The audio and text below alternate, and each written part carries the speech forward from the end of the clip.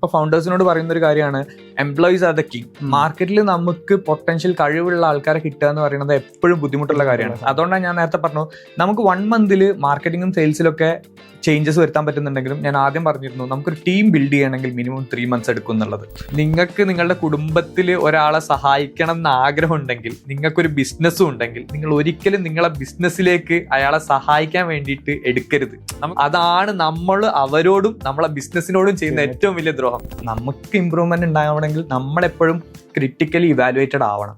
So today we have got a marketing expert and a founder, Harislan. Welcome to Beat Podcast. Thank you. So market, I'm curious to know the story behind it. The name makes me curious. എന്താണ് അതിന്റെ ഒരു story? Who's Harislan? Let's start. Harislan basically ഞാൻ തന്നെയാണ്. മാർക്കറ്റിലേക്ക് വരുമ്പം actually market എന്ന് പറഞ്ഞു കഴിഞ്ഞിട്ടുണ്ടെങ്കിൽ ഞങ്ങൾ മാർക്കറ്റ് എന്നുള്ളതിൽ നിന്നും ഇൻസ്പയർഡ് ആയിട്ട് ഇട്ടതാണ്. അതിനൊരു മീനിങ്ങോ കാര്യങ്ങളോ ഇല്ല. മാർക്കറ്റിൽ 4 പാർട്ട്നേഴ്സാണ് ഉള്ളത്. 4 ആൾക്കാരും ഡിഫറെൻറ്റ് സിനാരിയോയിലുള്ളതാണ്. അതൊരു കോംപ്ലിമെന്ററി പാർട്ട്നേഴ്സ് എന്ന് പറയാൻ പറ്റില്ല. ഒരാൾ ഡോക്ടറാണ്, ഒരാൾ ഡിജിറ്റൽ മാർക്കറ്റിംഗ് എക്സ്പേർട്ടും, ഒരാൾ സെയിൽസിലൊക്കെ എക്സ്പേർട്ട് ആയിട്ടാണ്. ഞാൻ ബേസിക്കലി ഒരു ക്രിയേറ്റീവ് സൈഡിലാണ് വർക്ക് ചെയ്യുന്നത്. നമ്മൾ കോംപ്ലിമെന്ററിങ് ആണോ എന്ന് ചോദിച്ചു കഴിഞ്ഞിട്ടുണ്ടെങ്കിൽ സാധാരണ പറയും പാർട്ട്നേഴ്സിനെ ചൂസ് ചെയ്യുമ്പോൾ നമ്മൾ ഭയങ്കര കോംപ്ലിമെന്ററി. അങ്ങനെയൊന്നുമില്ല. നമ്മൾ ഫ്രണ്ട്സ് ആണ് 4 പേരും. അപ്പം നമ്മൾ സ്വന്തമായിട്ടൊരു ക്രിയേറ്റീവ് സൈഡിലോ അല്ലെങ്കിൽ മാർക്കറ്റിംഗ്, ഓപ്പറേഷൻസ്, സെയിൽസ് ഇങ്ങനത്തെ ഒരു പരിപാടി സ്റ്റാർട്ട് ചെയ്യണമെന്നുണ്ടായിരുന്നു. അപ്പം നമ്മൾ അതിൽ 2 ആൾക്കാർ ഒരുമിച്ചായിരുന്നു വർക്ക് ചെയ്തുകൊണ്ടിരുന്നത് ഒരു കമ്പനിയിൽ. അപ്പം നമ്മൾ അവിടുന്ന് ഇറങ്ങുമ്പം സ്റ്റിൽ ആ കമ്പനിയായിട്ട് ഭയങ്കര ടച്ചിലിരിക്കുന്ന സമയത്താണ്. അപ്പോൾ അവിടുന്ന് ഇറങ്ങുമ്പോൾ അവർക്കൊരു കോമ്പറ്റീറ്ററായിട്ടോ കാര്യങ്ങളിലേക്കോ ഒന്നും നിൽക്കരുത്, എൻറ്റയർലി ഡിഫറെൻ്റ് ആയിട്ട് തന്നെ ചെയ്യണം എന്നുള്ളൊരു തോട്ട് ഉണ്ടായിരുന്നു. പിന്നെ നമ്മുടെയൊക്കെ പ്രശ്നം എന്താണെന്ന് വെച്ചിട്ടുണ്ടെങ്കിൽ ചിലപ്പം പ്രായത്തിൻ്റെ ഒക്കെ കുഴപ്പമായിരിക്കും. നമ്മളൊരു കാര്യം ചെയ്ത് ഒരു 6 മന്ത് or 1 ഇയർ കഴിയുമ്പം നമുക്കത് റെപ്പിറ്റേറ്റ് ചെയ്യാൻ തുടങ്ങും. എസ്പെഷ്യലി ഞങ്ങളുടെ കേസിലൊക്കെ നമ്മളിപ്പോൾ ഒരു സിസ്റ്റം ആ കമ്പനിയിൽ വർക്ക് ചെയ്യുമ്പോഴേ ഒരു സിസ്റ്റം ആയിരിക്കും ബിൽഡ് ചെയ്യുന്നുണ്ടാവുക. അപ്പം വിത്തിൻ 1 ഇയർ നമുക്ക് ആ ഒരു സിസ്റ്റം കംപ്ലീറ്റ് ചെയ്യാൻ പറ്റാറുണ്ട്. അപ്പം ആ കംപ്ലീറ്റ് ചെയ്യുമ്പോൾ പിന്നെ പ്രശ്നം എന്താണെന്ന് വെച്ചിട്ടുണ്ടെങ്കിൽ ആ സിസ്റ്റത്തിനെ മമ്മൂട്ടി പറഞ്ഞ മാതിരി തേച്ച് മിനുക്കിയെടുക്കാനേ ഉണ്ടാവാറുള്ളൂ. അപ്പം വി ഫെൽറ്റ് ലൈക്ക് നമുക്കിത് ഈ സർവീസ് എന്തുകൊണ്ട് ബാക്കിയുള്ളവർക്ക് കൊടുത്തുകൂടാ എന്നുള്ളതിൽ അങ്ങനെയാണ് കൺസൾട്ടേഷൻ എന്നുള്ളതിലേക്ക് എത്തുന്നത്. So basically market is A business consultancy. അപ്പം ബിസിനസ് കൺസൾട്ടൻസി എന്ന് പറയുമ്പം ഒരു സാധാരണ ബിസിനസ് കൺസൾട്ടൻസി പോലെയല്ല നമ്മൾ വിചാരിച്ചിരുന്നത്. സാധാരണ ഒരു ബിസിനസ് കൺസൾട്ടൻസി എന്ന് പറയുമ്പം അവർ സ്ട്രാറ്റജൈസ് ചെയ്ത് കൊടുക്കാറാണ് പതിവ്. എന്താണ് ചെയ്യേണ്ടതെന്ന് പറഞ്ഞു കൊടുക്കും. നമ്മളെ എന്താ പറയാ കുടുംബത്തിലുണ്ടാവുന്ന കാരണവന്മാരെ പോലെ അതെടുക്ക് ഇത് വെക്ക് പറഞ്ഞു കൊടുത്തിട്ട് അവരോട് പോകും. അതേ ഉണ്ടാവുള്ളൂ. അപ്പൊ ഈ പണി നടക്കോ ഇല്ലേ എന്നുള്ള അറിയില്ല. ഈ നടന്നില്ലെങ്കിൽ കുറ്റം നമുക്കായിരിക്കും. പക്ഷെ അപ്പൊ നമ്മൾ മനസ്സിലാക്കി ലൈക്ക് മാർക്കറ്റിൽ ഇപ്പോഴത്തെ ഡിമാൻഡ് അനുസരിച്ചിട്ട് അവർക്ക് ആവശ്യം ഇങ്ങനെ ജസ്റ്റ് അവരെ ചൂണ്ടിക്കാണിക്കുന്ന ആൾക്കാരല്ല, അവരെ കൂടെ നിന്നിട്ട് അവർക്ക് ആ കാര്യങ്ങൾ എക്സിക്യൂഷനിലും കൂടിയും ഉണ്ടാവണം എന്നുള്ളതാണ്. സോ നമ്മൾ പ്രൊവൈഡ് ചെയ്യുന്നത് ഒരു 4 സർവീസസ് ആണ് ബേസിക്കലി. മാർക്കറ്റിൽ പ്രൊവൈഡ് ചെയ്യുന്നതിൽ ഒന്ന് ഈ പറഞ്ഞ പോലെ അഡ്വൈസ് കൊടുക്കുന്നതുണ്ട്. അത് സ്റ്റാർട്ടപ്പ് തുടങ്ങാൻ പോകുന്നവർക്കുള്ള അഡ്വൈസ് ആണ് കൂടുതലും കൊടുക്കാറ്, അവരെന്തൊക്കെ കാര്യങ്ങൾ ശ്രദ്ധിക്കണം എന്നുള്ളത്. രണ്ടാമത് നമ്മളൊരു ഇൻസൈറ്റ് ആണ്. ഇൻസൈറ്റ് എന്ന് മീൻസ് നമ്മളിപ്പോൾ റണ്ണിങ് ആയിട്ടുള്ള ഒരു കമ്പനിയിൽ നമ്മൾ ചെന്ന് അവിടെ ഒരു ഓഡിറ്റിങ്ങും കാര്യങ്ങളൊക്കെ കൊടുത്തതിന്റെ ശേഷം അവിടെ എന്തൊക്കെ ഫ്ലോസ് ഉണ്ട്, അവിടെ എങ്ങനെയൊക്കെ ടീം ബിൽഡ് ചെയ്യണം, ഏതൊക്കെ ഡിപ്പാർട്ട്മെന്റിൽ SOPs ക്രിയേറ്റ് ചെയ്യണം എന്നുള്ളതൊക്കെ നമ്മൾ പറഞ്ഞു കൊടുക്കും. അത് റണ്ണിങ് ആയിട്ടുള്ള ഒരു കമ്പനിയിൽ. പിന്നെ നമ്മൾ കൊടുക്കുന്നത് ക്രിയേറ്റീവ്സ് ആണ്, ക്രിയേറ്റീവ് സ്ട്രാറ്റജിയാണ്. ഒബ്വിയസ്ലി ഈ ഒരു കാലഘട്ടത്തിൽ അവർക്ക് ക്രിയേറ്റീവ്സ് എങ്ങനെ സ്ട്രാറ്റജൈസ് ചെയ്ത് പ്രോപ്പർലി ഓർഗാനിക് ആയിട്ട് ഗ്രോ ചെയ്യണം എന്നുള്ളതാണ് കൊടുക്കുന്നത്. അത് എല്ലാം ഉണ്ട് കേട്ടോ, ലിങ്ക്ഡിൻ, സോഷ്യൽ മീഡിയ, അങ്ങനെ എല്ലാത്തിലേക്കും വരുന്നതാണ്. നമ്മുടെ മെയിൻ അത് വേണ്ട ചാനൽസ് എന്തൊക്കെയാണെന്ന് മനസ്സിലാക്കിയിട്ട് അതെ അത് വേണ്ട ചാനൽസ് എന്തൊക്കെയാണെന്ന് മനസ്സിലാക്കി. ക്രിയേറ്റീവ്സ് എന്ന് പറയുമ്പോൾ ആൾക്കാർ വിചാരിക്കും സോഷ്യൽ മീഡിയയിലേക്കുള്ള കോണ്ടന്റ് മാത്രമാണെന്നല്ലേ. കോണ്ടന്റ് മാത്രം പോയത് അതാണ്. എല്ലാവർക്കും ക്രിയേറ്റീവ്സ് എന്ന് പറയുമ്പം നമ്മളും ഇതാണ്. അതിൽ നമ്മൾ ATL ലെവലും BTL ലെവലും ചെയ്യുന്നുണ്ട്. അപ്പൊ അതൊരു ഹോർഡിങ്ങിലേക്ക് വേണ്ടിയിട്ടുള്ള ക്രിയേറ്റീവ്സ് ആണെങ്കിലും ഒരു ക്യാമ്പയിൻ ആണെങ്കിലും ഇനി ഒരു ഓഫ്ലൈൻ ഇവന്റ്സ് ആണെങ്കിലും നമ്മളിപ്പം ഇവന്റുകളായിട്ട് തന്നെ ഇപ്പം നമ്മളുടെ ഒരു ലൈക്ക് ഒരു കൺസേർട്ട് പോലത്തെ കാര്യങ്ങളൊക്കെ തന്നെ ആയിട്ടും നമ്മൾ ചെയ്തു കൊടുക്കുന്നുണ്ട്. അപ്പൊ അതിനും മാർക്കറ്റിംഗ് സൈഡും ക്രിയേറ്റീവ്സും അതിൻ്റെ അത് തന്നെ ഒരു ക്രിയേറ്റീവ് ആണ്. ഫുൾ റെസ്പോൺസിബിലിറ്റി ആ ഒരു ഫുൾ റെസ്പോൺസിബിലിറ്റിയിൽ അതെങ്ങനെ എക്സിക്യൂട്ട് ചെയ്യണം എന്നുള്ള കാര്യങ്ങളൊക്കെ നമ്മൾ ചെയ്തു കൊടുക്കുന്നത്. ആൻഡ് നമ്മുടെ മെയിൻ പ്രൊഡക്റ്റ് എന്ന് പറയുന്നത് മാർക്കറ്റ് സ്കെയിലപ്പ് എന്ന് പറഞ്ഞിട്ടുള്ളതാണ്. ഒരു എക്സിസ്റ്റിംഗ് ആയിട്ടുള്ള ഒരു കമ്പനിയിൽ എങ്ങനെ അതിന് സ്കെയിൽ ചെയ്യണം എന്നുള്ളതാണ്. സോ സ്കെയിൽ ചെയ്യുന്ന സമയത്ത് നമ്മൾ ഒബ്വിയസ്ലി ഒരു അഡ്വൈസ് കൊടുക്കുക അല്ലെങ്കിൽ ജസ്റ്റ് ഒരു ഇൻസൈറ്റ് കൊടുക്കുക മാത്രം ചെയ്തിട്ട് കാര്യമില്ല. അപ്പൊ അതുകൊണ്ട് തന്നെ നമ്മളുടെ ഒരു പ്രൊജക്ട് മാനേജർ ആ കമ്പനിയിൽ സ്കിന്നിനാവും. ആൻഡ് ഒരു മാനേജ്മെന്റ് കൺസൾട്ടന്റ് ആയിരിക്കും ഇതിന്റെ മൊത്തം ഇൻചാർജ്. സോ ബേസിക്കലി മാർക്കറ്റ് അവിടേക്ക് കയറുന്നത് ആ കമ്പനിയുടെ ഒരു C-സ്യൂട്ടിലേക്കായിരിക്കും, ഒരു CMO അല്ലെങ്കിൽ CSO അല്ലെങ്കിൽ അങ്ങനത്തെ ഒരു C-സ്യൂട്ട് പോസ്റ്റിലേക്കായിരിക്കും കയറുന്നുണ്ടായിരിക്കുക. ആൻഡ് നമ്മൾ അവിടെ സ്ട്രാറ്റജീസ് ബിൽഡ് ചെയ്യും. ആ സ്ട്രാറ്റജീസ് നമ്മളവിടെ എക്സിക്യൂട്ട് ചെയ്ത് തുടങ്ങും. ആൻഡ് അഭിമാനത്തോടു കൂടി പറയുന്നു, ഞങ്ങളിപ്പോൾ ഇതുവരെ ചെയ്തിട്ടുള്ള ഒരു 4 മേജർ പ്രൊമനന്റ് ആയിട്ടുള്ള കമ്പനീസ് ഉണ്ടായിരുന്നു. 4 പേർക്കും അത് വൻ എഫക്റ്റീവ് ആയിട്ട് വന്നിട്ടുണ്ട്. ആൻഡ് നമ്മൾ 6 മന്ത്സിലേക്കാണ് ഈ പ്രൊജക്ട് എടുക്കുക. 6 മന്തിൽ നിങ്ങൾക്ക് ഒരു സ്കെയിലപ്പിലേക്ക് വേണ്ടിയിട്ടുള്ള ഒരു ടീമിനെ ബിൽഡ് ചെയ്ത് തരും. ആ ടീമിന് ട്രെയിനിങ് കൊടുക്കും, അവിടെ ഒരു SOP ക്രിയേറ്റ് ചെയ്യും. അപ്പൊ ഈ SOP എന്നൊക്കെ പറയുമ്പോൾ സത്യം പറഞ്ഞിട്ടുണ്ടെങ്കിൽ ഞങ്ങൾ ഇറങ്ങുന്ന സമയത്ത് നമുക്കും ഈ SOPന്റെ പേർപ്പസ് എന്താണെന്ന് അറിയില്ല. നമ്മളും കമ്പനിയിൽ വർക്ക് ചെയ്യുമ്പോൾ SOP എന്ന് കേട്ടിട്ടുണ്ട്, എന്തിനാണ് ഒരു ഡിപ്പാർട്ട്മെന്റ് SOP, KPIs. അപ്പൊ KPI എന്നൊക്കെ കേൾക്കുമ്പോൾ നമുക്കറിയാം KPI ഉണ്ട്, പക്ഷെ എത്ര കമ്പനീസിൽ എന്ന് വെച്ചിട്ട് ഞാൻ ഉദ്ദേശിക്കുന്നത് ഒരു സ്റ്റാർട്ടപ്പിൽ നിന്ന് വിട്ടു എന്നാൽ അവർ അങ്ങോട്ടേക്ക് സ്കെയിലപ്പ് ആയിട്ടുമില്ല. ഈ മിഡ് ലെവലിൽ നിൽക്കുന്ന മോസ്റ്റ് ഓഫ് ദ കമ്പനീസിലും ലാക്ക് ചെയ്യുന്ന വൺ ഓഫ് ദ മെയിൻ സാധനങ്ങളാണ് ഈ SOPയും KPIയും. നമ്മളുടെ ഒരു ചെറിയ എക്സ്പീരിയൻസ് എന്നുള്ള ഒരു കാര്യമാണ്. അതെങ്ങനെ ട്രാക്ക് ചെയ്യാം, എങ്ങനെ സ്റ്റാഫിന് ഒരു ഇമ്പ്രൂവ്മെന്റ് കൊടുക്കാം, ഗ്രോത്ത് ഉണ്ടാക്കാം. അപ്പം ബേസിക്കലി സ്റ്റാഫിന്റെ ഗ്രോത്ത് ആണ് ആ കമ്പനീന്റെയും ഗ്രോത്ത്. സത്യം. അപ്പം ഈ KPI കാര്യങ്ങൾ സ്റ്റാഫ്സ് ഫോളോ ചെയ്യുമ്പോഴേ കമ്പനിക്കും ഗ്രോത്ത് ഉണ്ടാവുകയുള്ളൂ. ഇത് ആരുടെയും കുറ്റപ്പെടുത്താനോ അല്ലെങ്കിൽ ആരുടെയും കഴിവ് കുറച്ച് കാണിക്കാനോ ഉള്ള സാധനങ്ങളല്ല. നമുക്ക് ഇമ്പ്രൂവ്മെന്റ് ഉണ്ടാവണമെങ്കിൽ നമ്മളെപ്പോഴും ക്രിട്ടിക്കലി ഇവാലുവേറ്റഡ് ആവണം.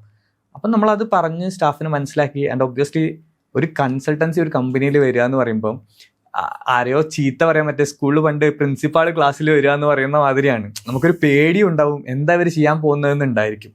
പിന്നെ നമ്മളെ കൂട്ടത്തിൽ ഇല്ലാത്ത ഒരുത്തനെ പിടിച്ചിട്ട് ക്ലാസ് ലീഡർ ആക്കുന്ന പോലത്തെ അവസ്ഥയാണ്.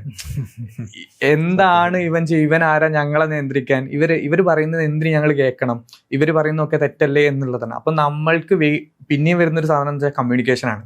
നമ്മളിത് കമ്മ്യൂണിക്കേറ്റ് ചെയ്ത് നമ്മൾ ഇവിടെ ആരുടെയും കുറവുകൾ കാണിക്കാൻ വന്നതല്ല, we are here to help you out എന്നുള്ള രീതിയിൽ നമ്മൾ സംസാരിച്ച് അവരെ കൺവിൻസ് ചെയ്തിട്ട് വേണം നമ്മൾ മൂവ് ഓൺ ചെയ്യാൻ.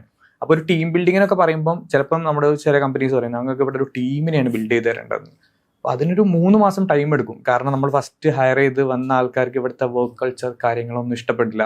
അപ്പോൾ അവർ പോവും. അപ്പോൾ അതിന് പകരം നമ്മൾ വീണ്ടും റീപ്ലേസ് ചെയ്തിട്ട് ആൾക്കാരെ എടുക്കും. അങ്ങനെ ഒരു 3 മന്തിലൊക്കെയാണ് നമ്മളൊരു ടീമിനെ ബിൽഡ് ചെയ്ത് ഇത് സെറ്റാക്കി ഒരു 6 മന്തിലേക്ക് പ്രൊജക്റ്റ് ചിലപ്പം നമ്മൾ ഫിനിഷ് ചെയ്യും. ഫിനിഷ് ചെയ്ത് കഴിഞ്ഞിട്ടുണ്ടെങ്കിലും ചിലപ്പം നമ്മളടുത്ത് ലൈക്ക് അതിൻ്റെ ഓണ്ടർപ്രണേഴ്സ് ആയിട്ടുള്ള ആൾക്കാർ പറയും നിങ്ങൾ ഒന്നുകൂടി കുറച്ചൊന്ന് സ്റ്റേ ബാക്ക് ചെയ്യണം. കാരണം അവർക്കൊരു ധൈര്യക്കുറവുണ്ടായിരിക്കും. മോസ്റ്റ് ഓഫ് ദ കമ്പനീസിലും 1 മാൻ ഷോന്റെ പൂരക്കളി ആയിരിക്കും. എന്ന് വെച്ചിട്ടുണ്ടെങ്കിൽ അയാൾ അറിയണം ഒരു പോസ്റ്റർ പോകുന്നത്, വീഡിയോ പോകുന്നത്. അപ്പൊ ഈ സിസ്റ്റം ബിൽഡ് ചെയ്യുമ്പം പുള്ളിക്ക് കുറെ സമയം കിട്ടാൻ തുടങ്ങും. പുള്ളി അതിന്റെ ഒരു സുഖം അനുഭവിക്കും. ഈ സമയം കിട്ടിയാലേ നമുക്ക് നെക്സ്റ്റ് സ്റ്റെപ്പ് ചിന്തിക്കാൻ പറ്റുള്ളൂ. ഇവിടെയാണ് നമുക്കൊരു കൺസൾട്ടൻസിന്റെയും അല്ലെങ്കിൽ ഒരു സ്കെയിലപ്പിന്റെയും ഒക്കെ ആവശ്യം വരുന്ന സമയത്ത് ഒരു സിസ്റ്റം ബിൽഡ് ചെയ്യേണ്ടതാണ് ഏറ്റവും അത്യാവശ്യം. And that's what we are doing. നമ്മളുടെ ഒരു ക്യാപ്ഷനും നമ്മുടെ വീഡിയോയിലും കാര്യത്തിലൊക്കെ നമ്മൾ പറയുന്നുണ്ട് ലൈക്ക് അവിടെ ക്ലോസിംഗ് സ്റ്റേറ്റ്മെന്റ് ആയിട്ടാണ് because we can innovate, elevate and dominate your business എന്നുള്ളത്. അത് തന്നെയാണ് ഞങ്ങൾ ചെയ്തുകൊണ്ടിരിക്കുന്നത്. അപ്പോൾ നേരത്തെ C-സ്യൂട്ടിന്റെ ഒരു സംഭവം പറഞ്ഞു, പുറത്തുള്ള ഒരാൾ വന്നിട്ട് പെട്ടെന്ന് ഒരു കമ്പനി കയറിയിട്ട് ആ ഒരു പൊസിഷൻ ഏറ്റെടുത്തിട്ട് ചെയ്യുമ്പോൾ how do you convince the company first and the staff there? അതാണ് ആക്ച്വലി നമ്മളുടെ ഏറ്റവും വലിയ ഹേർഡിലും. ഞാൻ നേരത്തെ പറഞ്ഞ പോലെ തന്നെ നമ്മുടെ കൂട്ടത്തിൽ ഇല്ലാത്ത ഒരുത്തനെ പിടിച്ച് ക്ലാസ് ലീഡർ സമ്മതിക്കില്ല. അപ്പൊ അതിൽ ഫസ്റ്റ് കമ്പനീനെ ഇംപ്രസ് ചെയ്യുക എന്ന് പറയുന്നത് ആക്ച്വലി ഭയങ്കര എളുപ്പമാണ്. നമ്മൾ ചെയ്യുന്നത് ആ കമ്പനിയിലേക്ക് ഒരു എക്സ്റ്റെൻസീവ് പ്രപ്പോസൽ കൊടുക്കും. ആ പ്രപ്പോസലിൽ നമ്മൾ കൊടുക്കുന്നത് ആ കമ്പനീനെ ഡീറ്റെയിൽ ആയിട്ട് നമ്മൾ പഠിക്കും. അവരുടെ കോമ്പറ്റീറ്റേഴ്സ് ആരൊക്കെയെന്ന് മനസ്സിലാക്കും. കോമ്പറ്റീറ്റേഴ്സിന്റെ USP എന്തൊക്കെയാണെന്ന് നോക്കും. ആൻഡ് അവരുടെ ഓഡിയൻസ് സ്ട്രെങ്ത് എത്രത്തോളം ഉണ്ടെന്ന് നോക്കും. അതിൽ നമുക്ക് റീച്ച് ഔട്ട് ചെയ്യാൻ പറ്റുന്ന ഓഡിയൻസ് സ്ട്രെങ്ത് എത്രത്തോളം ഉണ്ടെന്ന് നോക്കും. അത് നമുക്ക് എത്ര ഓഡിയൻസിനെ നമ്മളുടേതായിട്ടുള്ള ലീഡ്സ് ആയിട്ട് ക്രിയേറ്റ് ചെയ്യാൻ പറ്റും നോക്കും.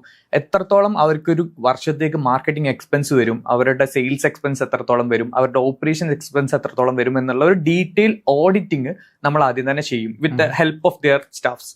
ഈ ഇത് വെച്ച് അവർക്ക് കൊടുക്കുമ്പം കേരളത്തിൽ ഇപ്പോൾ ഉള്ള ഒട്ടുമിക്ക കമ്പനീസും നമ്മുടെ പ്രപ്പോസൽ കാണുമ്പം അവർ ഓക്കെയാണ്, ഭയങ്കര ഹാപ്പിയാണ്. കാരണം അവരെ കമ്പനീനെ കുറിച്ചിട്ടുള്ള ഒരു എക്സ്റ്റെൻസീവ് ഓഡിറ്റിംഗ് റിപ്പോർട്ട് അവർക്ക് എല്ലാവരും ഭയങ്കര ഇംപ്രസ്ഡ് ആണ്. ലൈക്ക് ഇങ്ങനെ എങ്ങനെ ചെയ്യാൻ പറ്റുന്നു എന്നുള്ളത്. അതിൽ കുറെ കാര്യങ്ങളൊക്കെ നമ്മൾ ഭയങ്കര ടെക്നിക്കാലിറ്റി കീപ്പ് ചെയ്തിട്ടാണ് ചെയ്യുന്നത്. ടെക്നിക്കാലിറ്റി വിട്ടിട്ട് നമ്മൾ അങ്ങനെ വെറുതെ ഒരു ന്യൂമറിക്കൽസ് കൊടുക്കാറില്ല.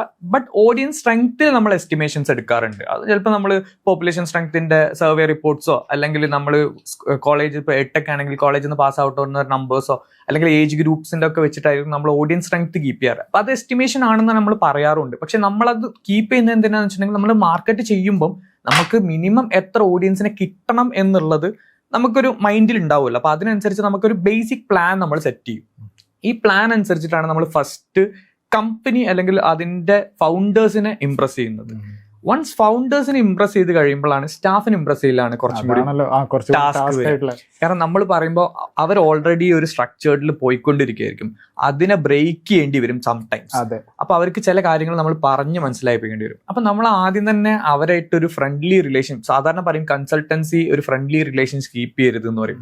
അപ്പൊ നമ്മൾ അവരുടെ ഒരു ഫ്ലോ ബ്രേക്ക് ചെയ്യാതെ, വെച്ചാൽ കമ്പനി ഇപ്പൊ പറയാണ് നിങ്ങൾ ഇത് മൊത്തം പൊളിച്ചോ എന്ന് പറയുകയാണെങ്കിൽ നമ്മൾ ഫ്ലോ ബ്രേക്ക് ചെയ്യും. ഇനി അതല്ല, ഞങ്ങളുടെ ഫ്ലോ ബ്രേക്ക് ചെയ്യരുത്, നിങ്ങൾ നിങ്ങളുടെ സമയം എടുത്തോ എന്ന് പറയുകയാണെങ്കിൽ നമ്മൾ അവരായിട്ട് ആദ്യം സ്കിന്നിനാവും. ഇതിനാണ് നമ്മുടെ പ്രൊജക്ട് മാനേജറെ നമ്മൾ അവിടെ വെക്കുന്നത്. ഈ പ്രൊജക്ട് മാനേജറിന്റെയും ഈ മാനേജ്മെന്റ് കൺസൾട്ടന്റിന്റെയും കഴിവാണ് നമ്മൾ സ്റ്റാഫിനെ ഇംപ്രസ് ചെയ്യുന്നത്. അവരെ നമ്മൾ ഇരുന്ന് ഈ സി സ്യൂട്ടിലേക്ക് വരുന്നത് പ്രൊജക്ട് മാനേജർ ആണോ? അല്ല, മാനേജ്മെന്റ് കൺസൾട്ടന്റ് ആണ് വരുന്നത്. ആക്ച്വലി മാർക്കറ്റ് എന്ന് പറയുന്ന കമ്പനിയാണ് വരുന്നത്. അപ്പൊ നമ്മളുടെ മാനേജ്മെന്റ് കൺസൾട്ടന്റ് ആയിട്ടുള്ള ആൾക്കാർ, ഇപ്പൊ ഞാനൊരു മാനേജ്മെന്റ് കൺസൾട്ടന്റ് ആണ്, ഞാൻ അവിടെ ചെല്ലുമ്പം ഈ സി സ്യൂട്ടിൽ ഉണ്ടെങ്കിൽ കൂടിയിട്ടും I don't use that power. ഞാൻ അവരിൽ ഒരാളായിട്ടാണ് ആദ്യം നിൽക്കുക, അവരെ മനസ്സിലാക്കി അവരുടെ പെയിൻ പോയിന്റ്സ് മനസ്സിലാക്കും. പറയുകയാണെങ്കിൽ market acts as A temporary employee, ഒരു കൈൻഡ് ഓഫ് ടെമ്പററി എംപ്ലോയി. കാരണം മാനേജ്മെന്റ് കൺസൾട്ടന്റ് ഫുൾ ടൈമർ ആയിട്ട് അവിടെ ഉണ്ടാവില്ല. അതിലെ പ്രൊജക്ട് മാനേജർ ഒരു കൈൻഡ് ഓഫ് ഒരു 5 days or 4 days ആ കമ്പനിയിൽ ഉണ്ടായിരിക്കും. അപ്പൊ ഒരു ടെമ്പററി എംപ്ലോയി ആയിട്ട് തന്നെ അവിടെ ഉണ്ടായിരിക്കും. പക്ഷെ ടെമ്പററി എംപ്ലോയിനേക്കാൾ കൂടുതൽ അവിടുത്തെ പെയിൻ പോയിന്റ്സ് പിക്ക് ചെയ്യുന്ന ഒരാളായിരിക്കും. ഈ പെയിൻ പോയിന്റ്സ് പിക്ക് ചെയ്ത് കഴിഞ്ഞിട്ടുണ്ടെങ്കിൽ നമ്മൾ ഈ പെയിൻ പോയിന്റ്സിനെ മാത്രമാണ് അഡ്രസ് ചെയ്യുക. ബാക്കിയുള്ള പോയിന്റ്സുകളിലൊക്കെ നമ്മൾ അവിടെ വെക്കും. എന്നിട്ട് നമ്മുടെ സിസ്റ്റം സ്ലോലി അവരിലേക്ക് ഇൻജക്ട് ചെയ്യാൻ തുടങ്ങും. അങ്ങനെ എടുക്കുമ്പോഴേക്കും, ബട്ട് ഇതൊക്കെ സ്ലോലി ആണെന്ന് പറഞ്ഞിട്ടുണ്ടെങ്കിലും ചില കമ്പനീസിലൊക്കെ നമ്മൾ വിത്തിൻ 2 months അല്ലെങ്കിൽ 1 month ഉള്ളിൽ തന്നെ റിസൾട്ട്സ് ജനറേറ്റ് ചെയ്യാറുണ്ട്. ഭയങ്കര ഹാപ്പിയാണ്. കാരണം നമ്മൾ ഫസ്റ്റ് മന്തിൽ ഈ ഓഡിറ്റിങ്ങും കാര്യങ്ങളും റിപ്പോർട്ട് ജനറേഷൻസ്, അവരുടെ മാർക്കറ്റിംഗിലുള്ള ചേഞ്ചസ്, ഇപ്പൊ നമ്മൾ വരുമ്പോൾ നമുക്ക് അവിടെ ഒരു ചേഞ്ച് കൊണ്ടുവരുത്തി ഫീൽ ചെയ്യിപ്പിക്കാൻ പറ്റും. മാർക്കറ്റിംഗിലൊക്കെ നമുക്ക് ലീഡ്സ് വരുന്നത്, ഇപ്പൊ ഡിജിറ്റൽ മാർക്കറ്റിംഗിൽ മാത്രമല്ല, അവരുടെ ഓഫ്ലൈൻ മാർക്കറ്റിംഗിലാണെങ്കിലും മെറ്റീരിയൽ ലെവലിലാണെങ്കിലും അവർക്ക് എൻക്വയറീസ് വരുന്നത്, അവരുടെ ബ്രാൻഡ് ക്വാളിറ്റി ഇൻക്രീസ് ചെയ്യുന്നതൊക്കെ നമുക്ക് ലിറ്ററലി ഫീൽ ചെയ്യിക്കാൻ പറ്റും നമ്മൾ ഇതുവരെ കയറിയ കമ്പനിയിൽ. അപ്പൊ അത് നമ്മളുടെയും കോൺഫിഡൻസ് ലിഫ്റ്റ് ചെയ്യും, അറ്റ് ദ സെയിം ടൈം ഫൗണ്ടേഴ്സിന്റെയും കോൺഫിഡൻസ് ലിഫ്റ്റ് ചെയ്യും. അപ്പോൾ ഒബ്വിയസ്ലി സ്റ്റാഫിനും മനസ്സിലാവും, യെസ് ഇവർ പറയുന്നത് പോലെ അല്ല, കുറച്ച് കഴിവ് തന്നെ ഉണ്ട്, നമ്മൾ വിചാരിക്കുന്ന പോലെ അല്ല എന്നുള്ളത് ഇംപ്രസ്ഡ് ആക്കാൻ ഇതുവരെ പറ്റിയിട്ടുണ്ട്, ഇനിയും പറ്റുന്ന. ചോദിക്കാൻ കാരണം എന്താ വെച്ചാല് അത് ഒന്ന് സ്റ്റാഫ്സിനെ ഇംപ്രസ് ചെയ്യാന്ന് പറഞ്ഞാൽ കുറച്ച് ടാസ്കുള്ള വരും. അവരുടെ ഈഗോ കാര്യങ്ങളൊക്കെ ഹേർട്ട് ആവും. നേരത്തെ പറഞ്ഞ പോലെ പുറത്തുള്ള ഇവൻ ആരാണ് എന്നെ വന്ന് പഠിപ്പിക്കാനെന്നുള്ളത്. രണ്ടാമത്തെ ഒരു സംഭവം എന്ന് പറഞ്ഞാൽ ഞാൻ മനസ്സിലാക്കിയെടുത്തോളം കസ്റ്റമേഴ്സ് ആർ ദ കിങ് നമ്മൾ പറയും. അതെ, നേരെ തിരിച്ചാണ് ശരിക്കും. Employees are the king. എംപ്ലോയീസിനെ നമ്മൾ നന്നായിട്ട് സുഖപ്പെടുത്തിയാൽ അവർ കസ്റ്റമേഴ്സിനെ സുഖപ്പെടുത്തും. എക്സാക്ട്ലി അല്ലെ, ഇത് തന്നെയാണ് നടക്കുന്നത്. എന്ന് വെച്ചിട്ടുണ്ടെങ്കിൽ നമ്മളും ഇപ്പൊ ഫൗണ്ടേഴ്സിനോട് പറയുന്ന ഒരു കാര്യമാണ്, എംപ്ലോയീസ് ആർ ദ കിങ്. മാർക്കറ്റിൽ നമുക്ക് പൊട്ടൻഷ്യൽ കഴിവുള്ള ആൾക്കാരെ കിട്ടുക എന്ന് പറയുന്നത് എപ്പോഴും ബുദ്ധിമുട്ടുള്ള കാര്യമാണ്. അതുകൊണ്ടാണ് ഞാൻ നേരത്തെ പറഞ്ഞു, നമുക്ക് 1 month മാർക്കറ്റിംഗും സെയിൽസിലൊക്കെ ചേഞ്ചസ് വരുത്താൻ പറ്റുന്നുണ്ടെങ്കിലും ഞാൻ ആദ്യം പറഞ്ഞിരുന്നു നമുക്കൊരു ടീം ബിൽഡ് ചെയ്യണമെങ്കിൽ മിനിമം 3 months എടുക്കും എന്നുള്ളത്. കാരണം പൊട്ടൻഷ്യൽ കഴിവുള്ള ഒരുത്തനാണെങ്കിൽ അവർക്ക് അവിടുത്തെ വർക്കിംഗ് കൾച്ചർ ഭയങ്കര ഇമ്പോർട്ടന്റ് ആണ്. ടീം ബിൽഡിംഗ് ഒന്നാണോ തുടങ്ങാൻ സാധാരണ? എക്സാക്ട്ലി. സംടൈംസ് നമ്മൾ സാധാരണ നമ്മൾ സ്റ്റാർട്ട് ചെയ്യുന്നത് സിസ്റ്റത്തിൽ നിന്നാണ്. അവിടെ ഒരു സിസ്റ്റം ഉണ്ടോ, അവിടെ പ്രോപ്പർ ആണോ എന്നുള്ളത്. പിന്നെ നമ്മളുടെ സെക്കൻഡ് നമ്മൾ ആ കമ്പനിയിലുള്ള സ്റ്റാഫിനായിട്ട് ഇന്ററാക്ട് ചെയ്യും. അപ്പൊ ഈ സിസ്റ്റത്തിന് പ്രശ്നം ഉണ്ടോ എന്നുള്ളത് സ്റ്റാഫിന്റെ ഇന്ററാക്ഷൻ നമുക്ക് മനസ്സിലാവും. അവർ പറയും, ഇപ്പം സേ ഫോർ എക്സാമ്പിൾ ഞങ്ങൾക്ക് ഒരു ലീഡ് വന്നു കഴിഞ്ഞിട്ടുണ്ടെങ്കിൽ നമുക്ക് ഇതെങ്ങനെ ഫോളോ അപ്പ് ചെയ്യണം എന്ന് കിട്ടിക്കഴിഞ്ഞിട്ട് ഇത് ലൈക്ക് അക്കാഡമിക്സ് ഡിപ്പാർട്ട്മെന്റിലേക്കോ അല്ലെങ്കിൽ വേറെ അടുത്ത ഡിപ്പാർട്ട്മെന്റിലേക്ക് ഇത് ഫോർവേഡ് ചെയ്യുമ്പോൾ പിന്നെ ഞങ്ങൾക്ക് ഇതിനെക്കുറിച്ച് യാതൊരു അറിവില്ല, മനസ്സിലായി അവിടെ സിസ്റ്റം ഇല്ല എന്നുള്ളത്. അപ്പൊ ഇതായിരിക്കും ഇവരുടെ ഫ്രസ്ട്രേഷൻ. കാരണം ഇവർ കഷ്ടപ്പെട്ട്, ഇപ്പൊ സെയിൽസ് ടീം കഷ്ടപ്പെട്ടിട്ട് ഒരു ലീഡിനെ നർച്ചർ ചെയ്ത് കൊണ്ടുപോകുന്നു, അല്ലെങ്കിൽ മാർക്കറ്റിംഗ് ടീം കഷ്ടപ്പെട്ടിട്ട് കസ്റ്റമറിനെ നർച്ചർ ചെയ്ത് കൊണ്ടുവരുന്നു, അതിനെ സെയിൽസ് ടീം പ്രോപ്പറായിട്ട് ഹാൻഡിൽ ചെയ്യുന്നില്ല, അല്ലെങ്കിൽ ഓപ്പറേഷൻസിന്റെ ഇൻഡെഫിഷ്യൻസി കാരണം അതിനെ അവർ ലാപ്സ് ആയി പോകുന്നു, കസ്റ്റമർ ഫ്രസ്ട്രേറ്റഡ് ആയി പോകുന്നു. ഇത് മനസ്സിലാവുന്ന അവിടെ ഒരു സിസ്റ്റം ഇല്ല എന്നുള്ളതാണ്. ഈ സിസ്റ്റം ബിൽഡ് ചെയ്യുമ്പോൾ തന്നെ പകുതി എംപ്ലോയീസിന്റെ പ്രശ്നങ്ങൾ തീരും. പിന്നെ അവരുടെ പ്രശ്നം എന്ന് പറയുന്നത് ഫൗണ്ടേഴ്സിന്റെ ബിഹേവിയർ ആയിരിക്കും. ഫൗണ്ടേഴ്സ് അവരുടെ അടുത്ത് എങ്ങനെ കമ്മ്യൂണിക്കേറ്റ് ചെയ്യുന്നു എന്നുള്ളത്. അപ്പൊ ഫൗണ്ടേഴ്സും ചില ആൾക്കാരൊക്കെ നമ്മളുടെ നാട്ടിലുള്ളതോ അല്ലെങ്കിൽ തുടങ്ങിയ ആൾക്കാരൊക്കെ ആക്സിഡന്റലി ഫൗണ്ടേഴ്സ് ആയി പോയ ആൾക്കാരുണ്ടായിരിക്കും. ഇവർക്ക് ഇത് അറിയില്ല ഇത് എങ്ങനെ ഹാൻഡിൽ ചെയ്യണം എന്നുള്ളത്. അപ്പൊ ആ സമയത്ത് നമുക്ക് സ്കെയിൽ വരെ എല്ലാവർക്കും പറ്റും. അത് കഴിഞ്ഞാൽ ഒരു സേ ഫോർ എക്സാമ്പിൾ ഇപ്പൊ നമ്മൾ പറയുന്ന ഒരു 25 എംപ്ലോയീസിനെ വരെ നിങ്ങൾക്ക് ലൈക്ക് ആസ് എ ഫൗണ്ടർ എന്നുള്ള രീതിയിൽ കൊണ്ടുപോകാൻ പറ്റും.